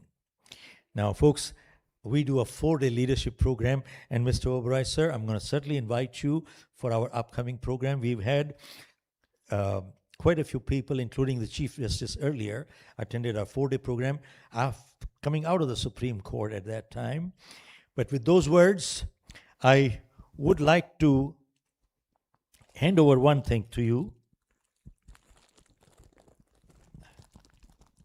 Garima, ye kholna beta. Just open this. Folks, we have this little wristband. It is called a You Can Win wristband right here. You can win. Abhi rakho. Ek minute, hold it. This is a You Can Win wristband. When we do our 4-day leadership program, we hand over this You Can Win wristband to everybody. And at the airport, when I'm passing by, sometimes people come enthusiastically and they say, Mr. Khera, I attended your program 5 years ago. 5 years ago! And he says, hey, do you see any change in me? How can I tell a change in 1 minute? But then you said, well, I really can't. But then you know what they say to me? Say, Mr. Khera, when I left your program, I left with 2 things. One, an action plan for 41 days. What is the magic of 41 days?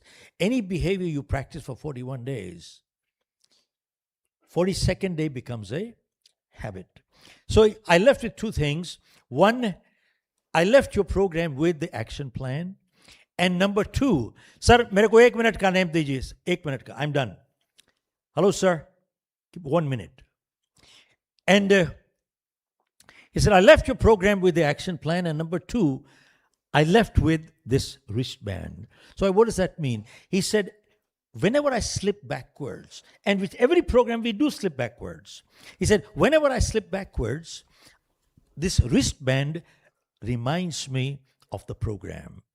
And it immediately picks me up. So folks, I took the liberty today to bring my wristband to you, all of you, in case you would like to have it. We'd pass on to the wristband. Anybody wants the wristband, folks? Okay, there you are. So just pass it on quickly. Ye aap bahar kar dijiye sab ye.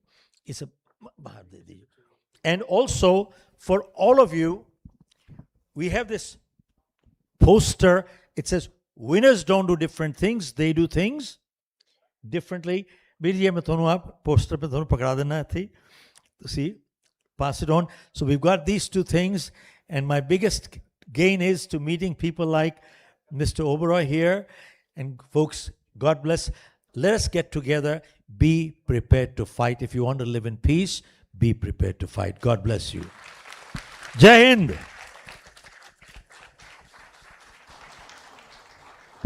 Kindly keep the applause going. Thank you very much, sir, for a truly energizing and inspiring session. Please give it up for Shri Shiv Khera.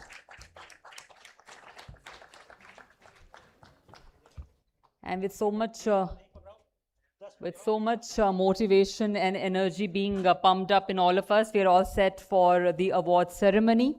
Our chief guest, our Honorable Minister, will be joining us in few minutes from now. May we request you all to kindly remain seated.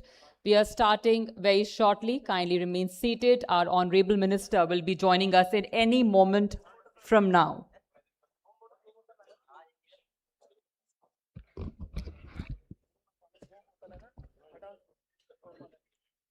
Ladies and gentlemen, we request you to please remain seated as our Honorable Minister will join us in any moment from now. Kindly remain seated. We'll begin with the award ceremony very shortly. As and when he'll arrive inside the hall, we'll request you all to welcome him with a standing ovation.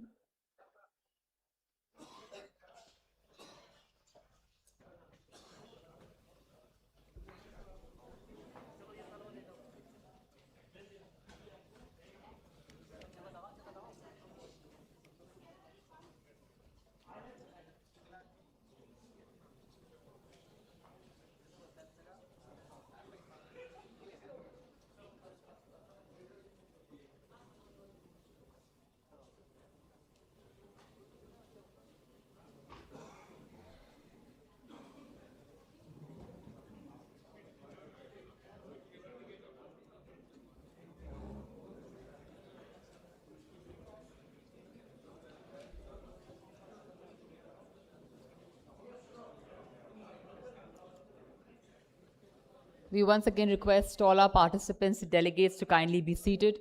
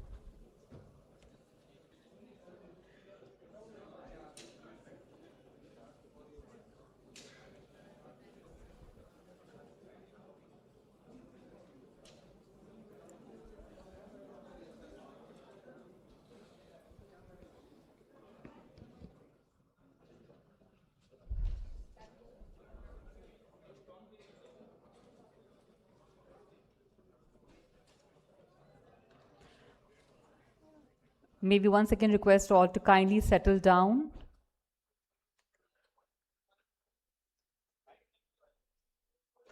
Ladies and gentlemen, our chief guests have arrived inside the hall. Let's welcome him with a standing ovation and a thunderous round of applause.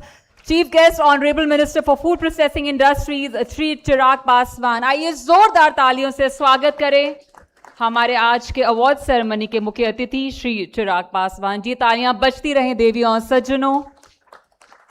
A very warm and hearty welcome to Honorable Minister Food Processing Industries, Shri Chirag Paswan ji. We also welcome Shri Avinash Joshi, Secretary FPI, Shri Devesh Deval, Joint Secretary FPI. You may please be seated. Thank you very much. Ladies and gentlemen, we now arrive at a very special moment of the PMFME Conclave, a moment to recognize achievement, celebrate excellence, and honor those who have contributed meaningfully to the success of PMFME initiative.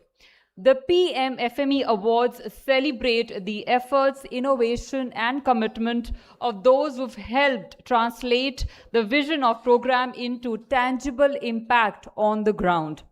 I now request Shri Devesh Deval, Joint Secretary, to say a few words about the award ceremony before we begin. Sir.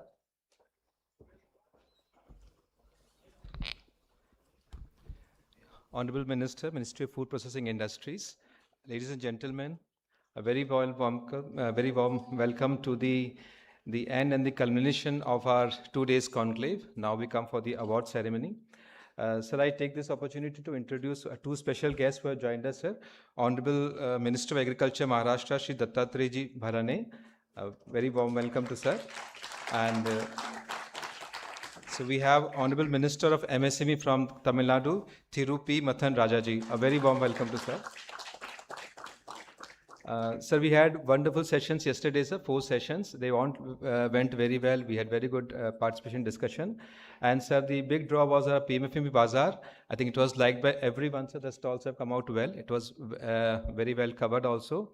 And though the rains tried to play a bit of a spoil sport, but it did not deter our exhibitors. We had a very good show, sir. And it reminds, with your permissions, a small couplet in Urdu, sir. फिजा को जिद थी बिजलियां गिराने की, लेकिन हमें भी धुन थी आशियां बनाने की. So thank you all the exhibitors, and especially for continuing with the show.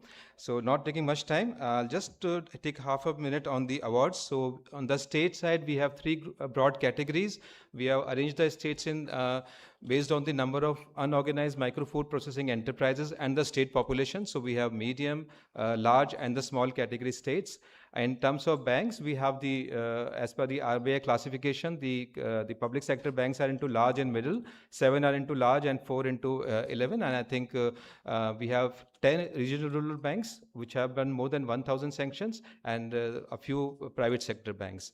And we have tried to make a balance between the efficiency and the quantum of work done by the states or the banks, as it may be. And there are other categories of awards also. So I think with this, we are ready to proceed with the award ceremony, and I think we can go on.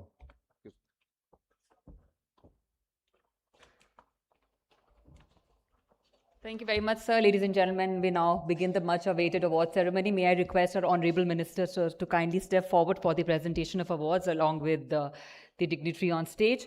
We first begin with the awards for state. Our first category is large states category, and the second runner-up in this goes to Karnataka.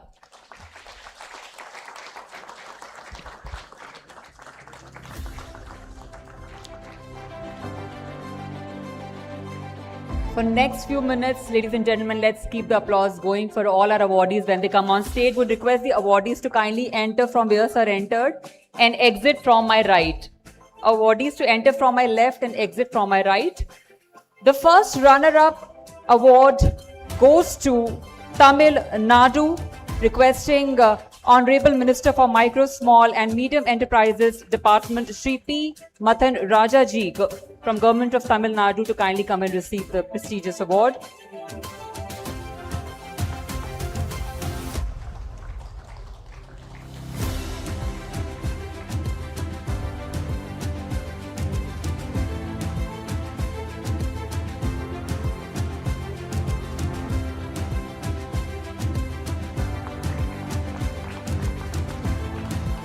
The best performing award in large states goes to Maharashtra, requesting Honorable Minister Shri Dattatreya Girjabai, Honorable Minister for Agriculture for Maharashtra, to kindly come and receive the prestigious award.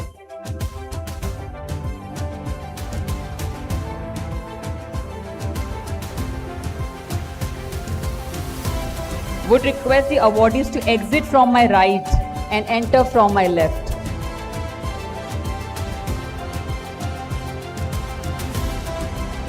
On stage, we have Maharashtra being represented by the Honorable Minister.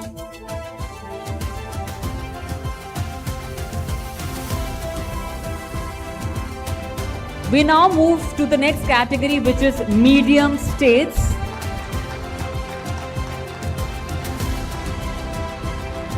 And the second runner-up in medium states is Himachal Pradesh.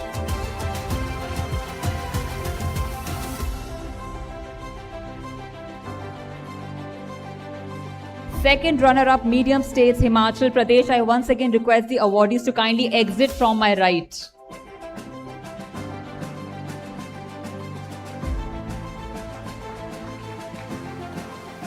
The first runner-up in medium states is Telangana.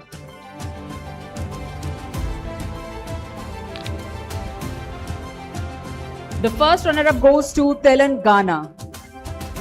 Kindly keep the applause going. An award ceremony should look like an award ceremony. The best performing state in medium states category is Kerala.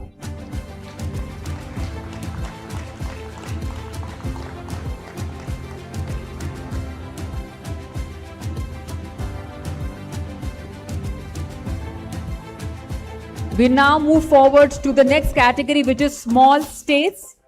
The second runner-up in small states is Nagaland.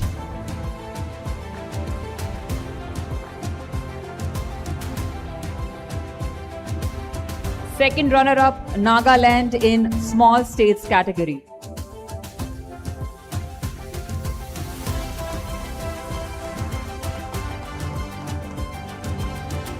First runner-up is Puducherry.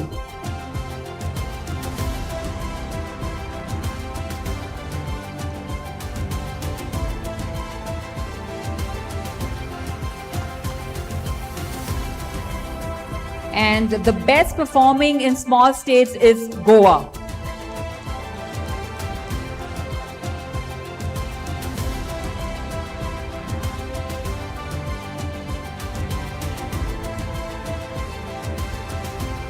And now, ladies and gentlemen, the highest sanction achiever state is Bihar.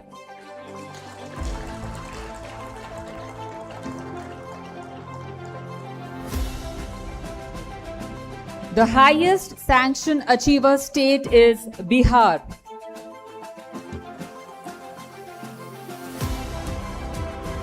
We now move forward to our next set of awards, which is for State Rural Livelihood Mission, in which the first category is last state and the runner-up goes to Andhra Pradesh.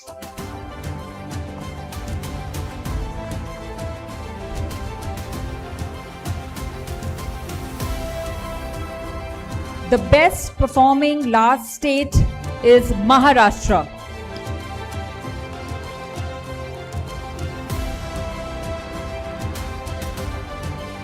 In State Rural Livelihood Mission. Last state, best performing Maharashtra. The next category is medium state category, and in this, the runner-up goes to Telangana.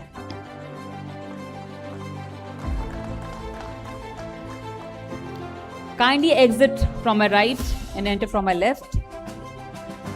The runner-up in medium state for SRLM. And now the best performing in medium state goes to Assam.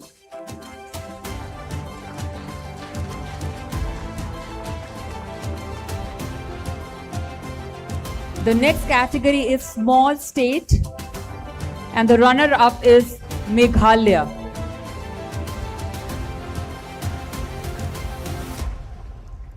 SRLM small state category, runner-up Meghalaya.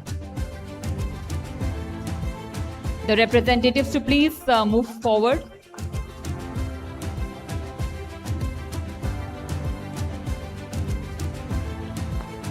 Let's all keep applauding, keep cheering for the awardees. The best performing state in the small state category goes to Nagaland.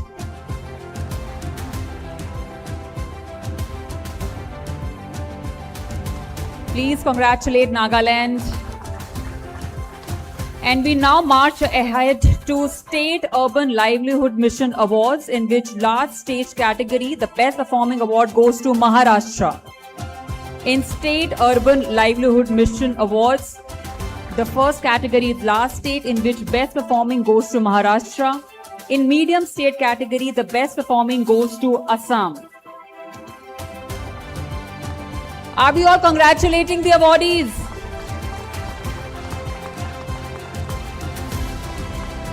And now the best performing state in small state category is Tripura.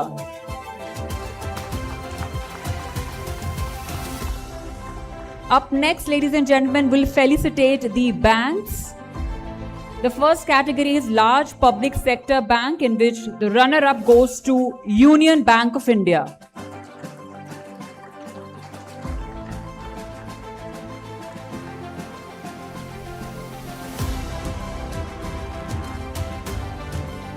The best performing bank in large public sector category is Canara Bank.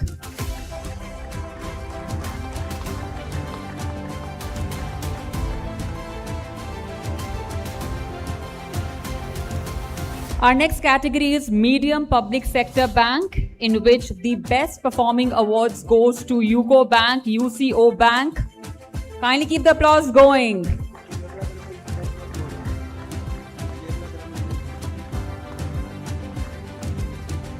Our next category is Regional Rural Banks category, in which Best Performing Award goes to Uttar Pradesh Grameen Bank.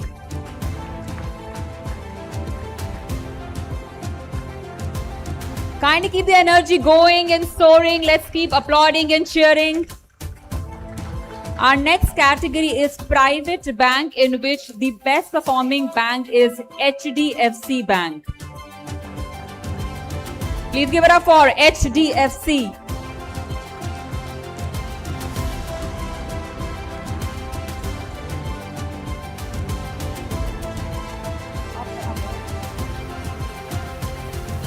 Up next is Highest Sanction Achiever, and the award goes to State Bank of India. Highest Sanction Achiever, State Bank of India.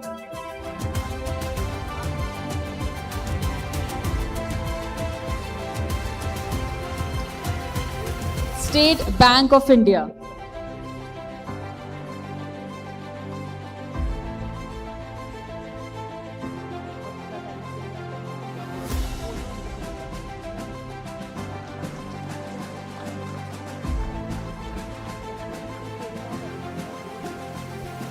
The Regional Rural Bank runner-up goes to Kerala Grameen Bank. Kerala Grameen Bank.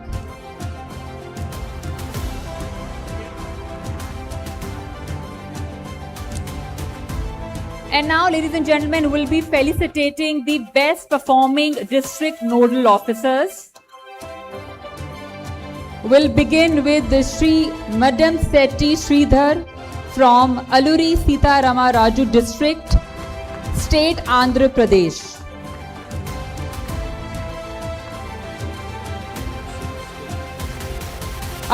I'll be announcing the names now. I request them to keep coming. Sri Srinivasa Rao from Srikakulam, Andhra Pradesh.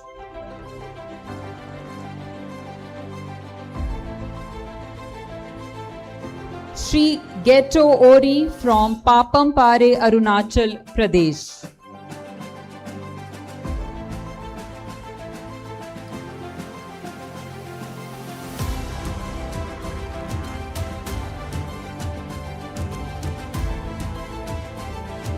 El Hamar from Kachar, Assam.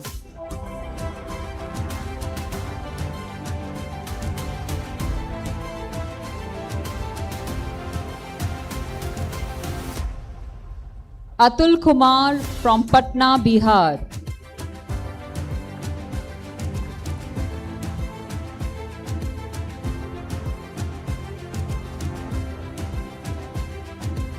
Vivek Kumar Sharma, Samastipur, Bihar.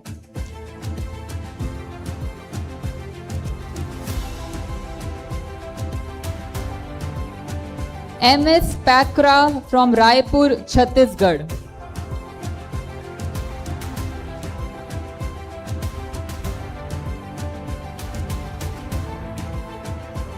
Geeta Joshi from North Goa.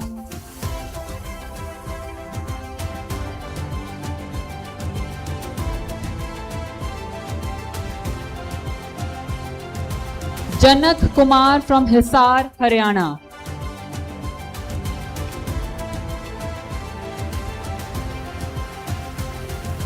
Sanjay Kanwar from Shimla, Himachal Pradesh.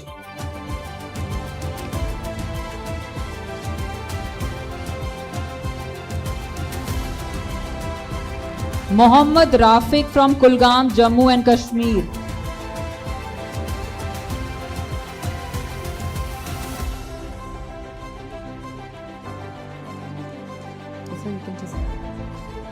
Ramakant Chaturvedi from Goda, Jharkhand.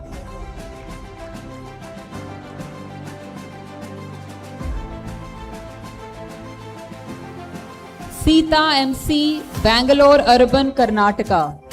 Sita MC.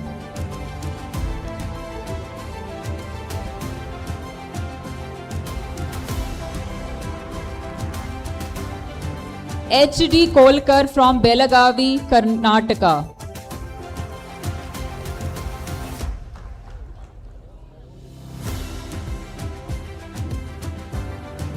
Srijit M from Mallapuram, Kerala.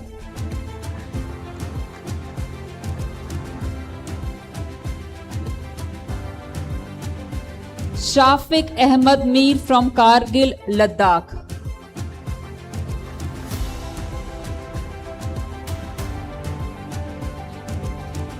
Krishna Kumar Girwal from Khargon, Madhya Pradesh.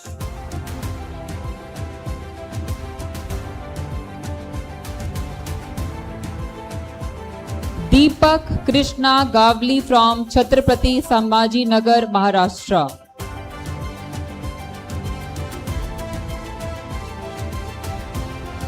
Sudhakar Bala Saheb from Ahilya Nagar, Maharashtra.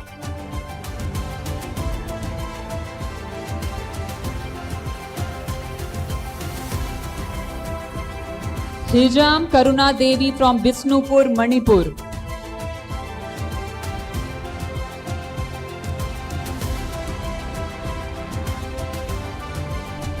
Teresa from Aizawl, Mizoram.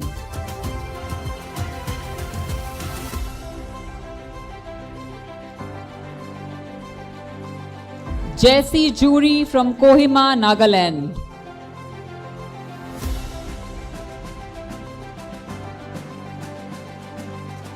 Manas Kumar Barik from Puri, Odisha.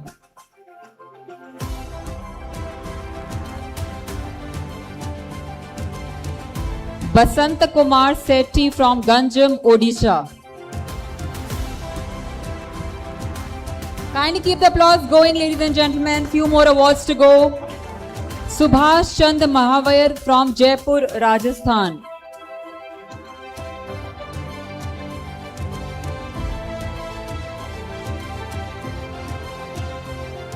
Umesh Chand Sharma from Alwar, Rajasthan. Umesh Chand Sharma from Alwar, Rajasthan. Let's fill the silence with our applause. Vidya from Chennai, Tamil Nadu. Vidya from Chennai, Tamil Nadu. Vidya, can you please make it a little fast to the stage? You can enter from here itself. Please come, ma'am. Please, fast.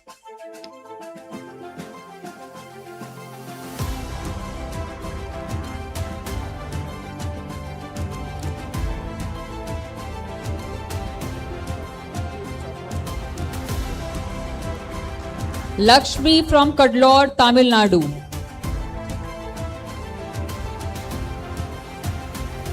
Madhukar Babu, Nizamabad, Telangana.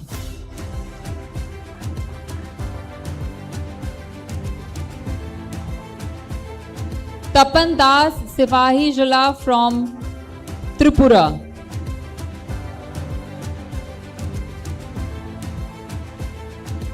Tapan Das. Ashish Kumar from Ghazipur, Uttar Pradesh.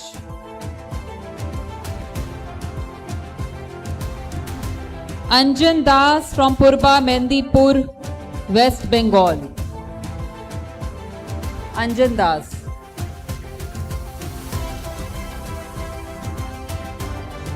Kaveri Rit from South 24 Parganas, West Bengal. And now the DNO representative from Narsinghpur, Madhya Pradesh. Narsinghpur, Madhya Pradesh representative to please come. DNO representative from Narsinghpur, Madhya Pradesh. DNO rep.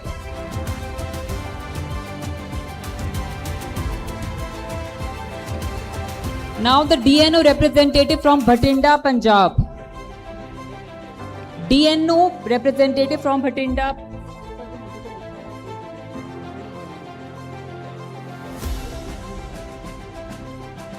And we have one more DNO also from Tehri Garhwal, Uttarakhand, to kindly come near the stage.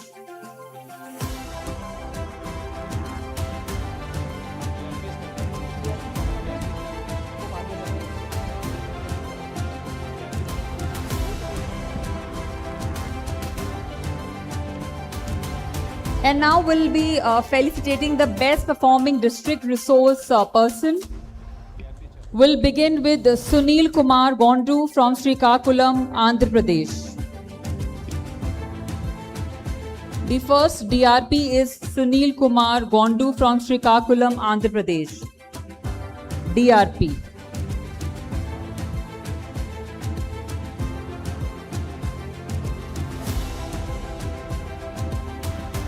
Sunil Kumar Gondu.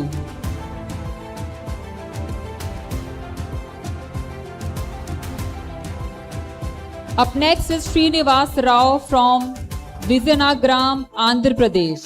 Srinivas Rao. Up next is Kiyur Dui, Papampar, Arunachal Pradesh. Kiyur Dui.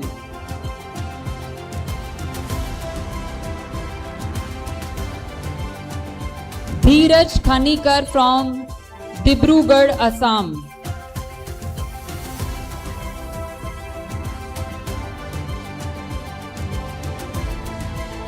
Rahul Kumar from Begusarai, Bihar.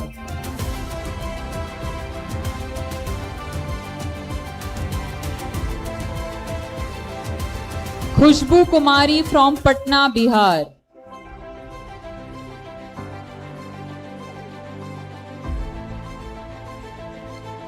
Santosh Kumar Shukla from Janigir Champa, Chhattisgarh.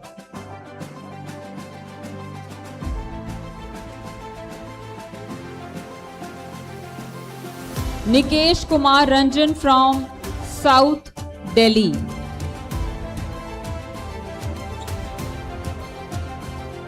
Nikesh Kumar Ranjan from South Delhi.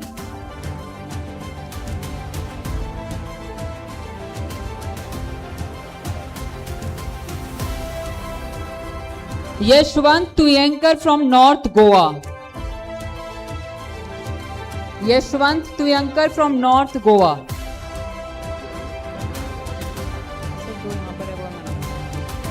Yashwant Tuyankar from North Goa.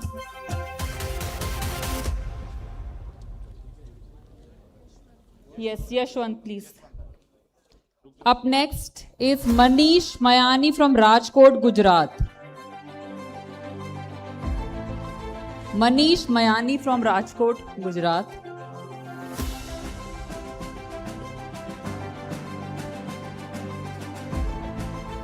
Keyur Kumar Patil from Surat, Gujarat.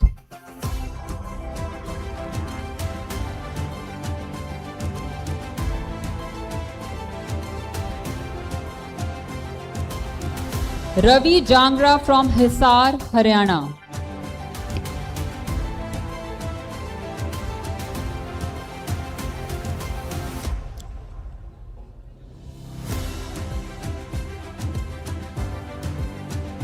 Ravinder Singh from Shimla, Himachal Pradesh.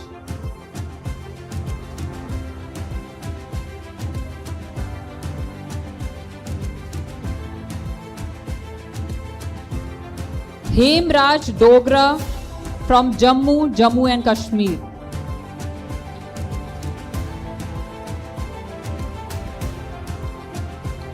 Suraj Shetty from Udupi, Karnataka.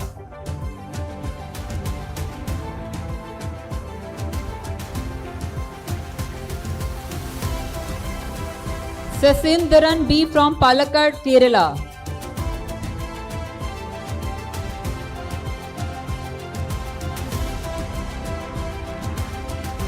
Stanzin from Leh, Ladakh.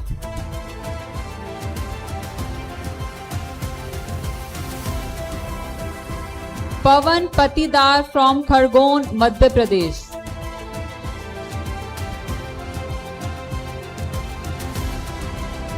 Vivek Pal from Chhindwara, Madhya Pradesh.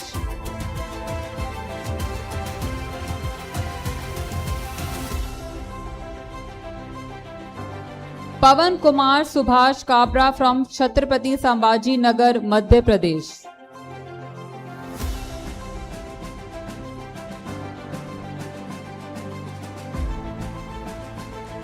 Sharda Pavan Kumar Kabra from Chhatrapati Sambhaji Nagar, Maharashtra.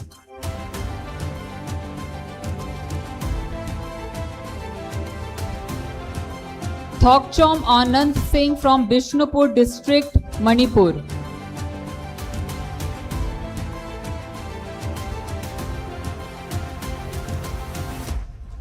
Zeprin M. Sangma from East Garo Hills, Meghalaya.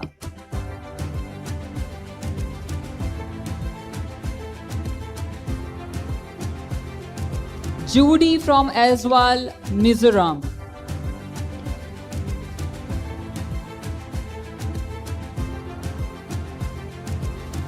Rokoveto Lohi from Fake, Nagaland.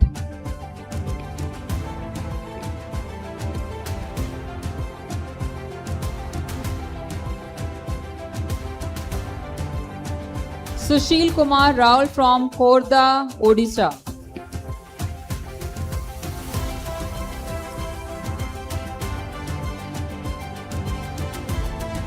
Sai Chandan Bisoy from Ganjan, Odisha.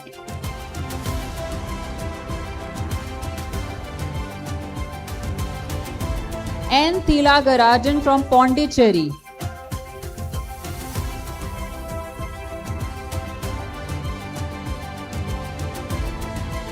Dharamveer Kaur from Bhatinda, Punjab.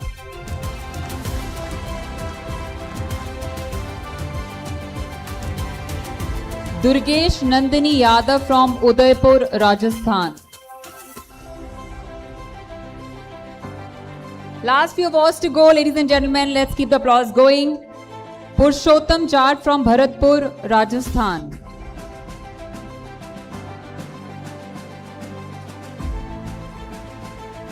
Gayatri from Madurai, Tamil Nadu.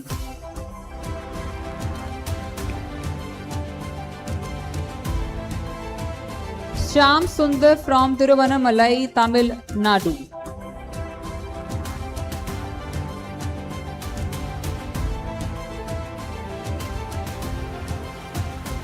Santosh from Warangal, Urban, Telangana.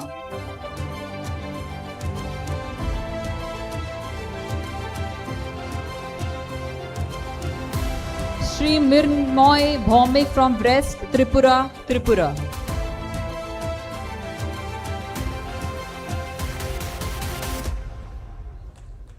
Mohit Kumar Maurya from Ambedkar Nagar, Uttar Pradesh.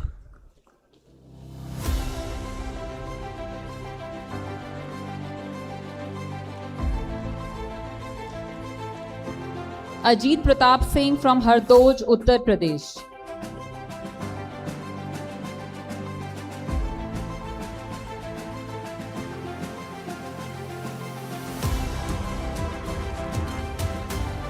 Poonam Bish from Uttar Kashi, Uttarakhand. And now, ladies and gentlemen, we move forward to award for recognition for the support and contribution towards implementation of PMFME scheme. And the first award goes to National Institute of Food Technology and Entrepreneurship Management, NIFTEM Kundali. Please give it up for NIFTEM Kundali.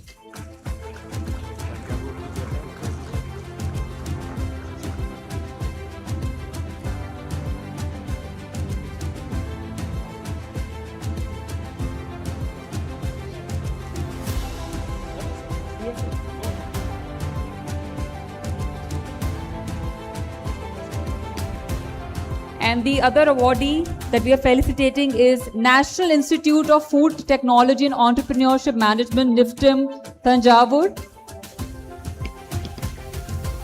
Mr. Sushil Tripathi is taking on behalf. We have felicitated both NIFTEM Kundli and NIFTEM Thanjavur for their contribution towards implementation of PMFME scheme. And with this, we conclude the award ceremony. We thank our Honorable Minister for doing the honors. And as we conclude the PMFME Conclave 2026, may I invite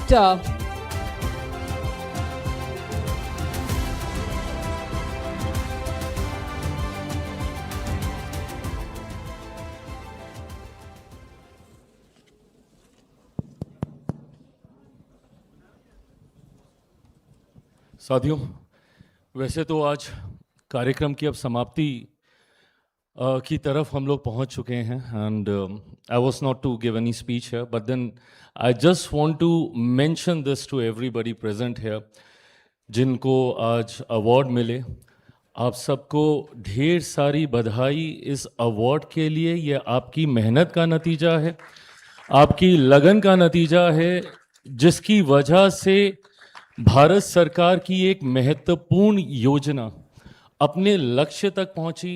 ना सिर्फ हम लोगों ने, not only we have achieved our target, बल्कि उसको हम लोग और आगे बढ़ाने की सोच के साथ, एक नई एनर्जी के साथ, एक नई ऊर्जा के साथ हम लोग आगे बढ़ रहे हैं।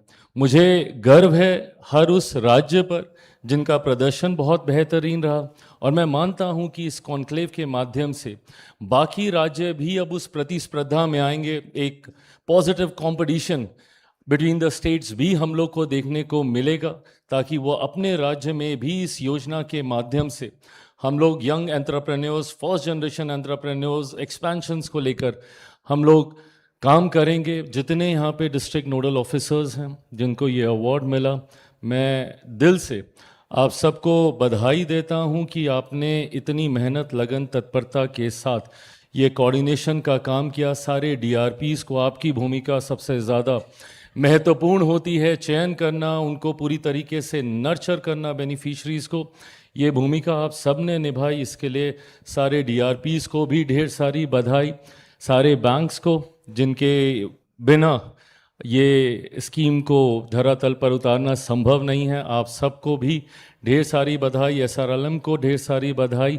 निफ्टम को, दोनों निफ्टम कुंडली, निफ्टम तंजावुर, जिन्होंने इस योजना को किस तरीके से पूरा नर्चर किया जाए उस दिशा में टेक्निकल सपोर्ट, गाइडेंस निरंतरता में देने का काम किया।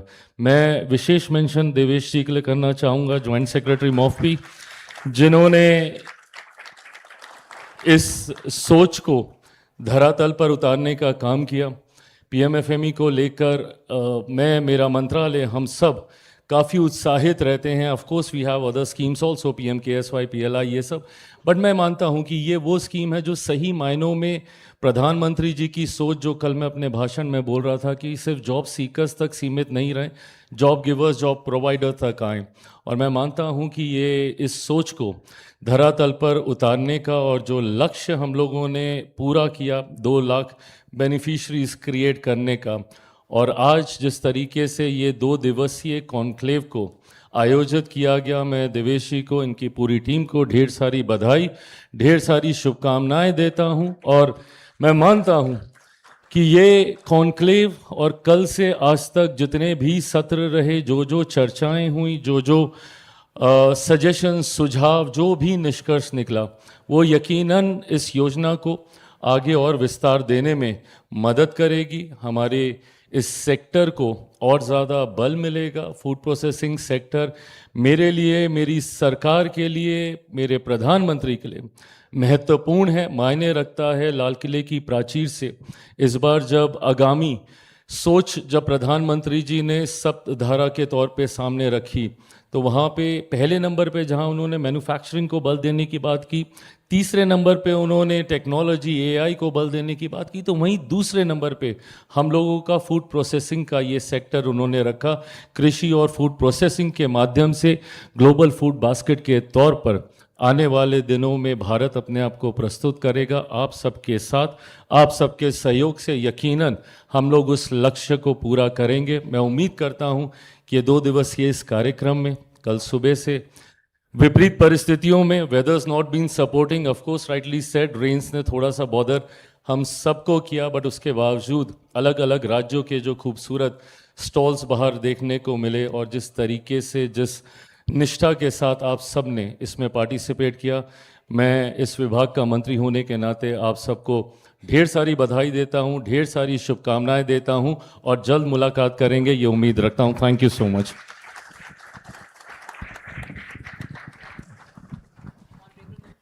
Remarkable address.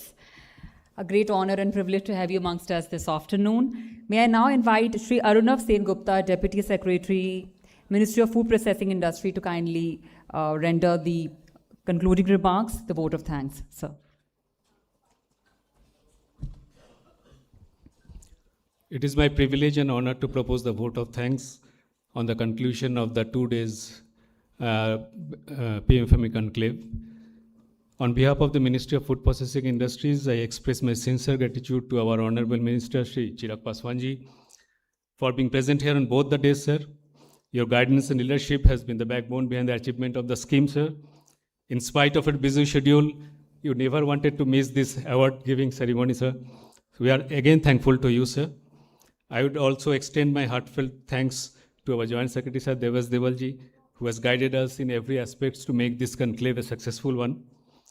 I convey my sincere thanks to the senior officials of MOPP, NIFTEM, for being lending a supporting hand to all of us. I thank to all the senior officials of the state governments, converging ministries and departments, international organizations, banks, SNA, SRLM, SULM, SPMU, DNOs and DRPs, industry partners and all other stakeholders for contributing to the PMFME ecosystem. Your presence and support have made this event possible. I sincerely appreciate all our speakers and moderators for bringing valuable inputs and practical perspectives on building viable, resilient and market-ready enterprises. Thanks also to Chief Kheraji for his wonderful session. A special word of appreciation to all our PMFME entrepreneurs who have put their stalls here. In spite of the bad weather and few issues, you have always been patient and supportive to us. You are the real face of this initiative. I also congratulate all the PMFME award winners. Your achievements are an inspiration to thousands of entrepreneurs in the country. I express my thanks to the members of the national and local print and electronic media for participating in this function. I would also like to acknowledge and thank our PMFME division and NPM unit who were involved in planning and organizing this wonderful event.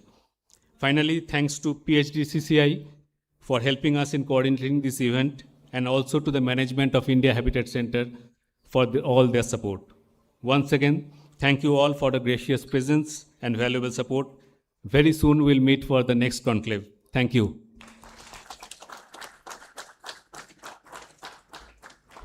Thank you very much, sir. Ladies and gentlemen, with this we conclude the PMFME conclave. We once again thank our Honorable Minister for gracing us with his gracious and benign presence. Can we once again give it up for our Honorable Minister, our Chief Guest, and thank him for sparing his valuable time and joining us for the award ceremony. Thank you all for your participation and support, and we request you to please proceed for lunch. The same is organized outside the auditorium at Charminar. Thank you very much. We wish you a great day ahead.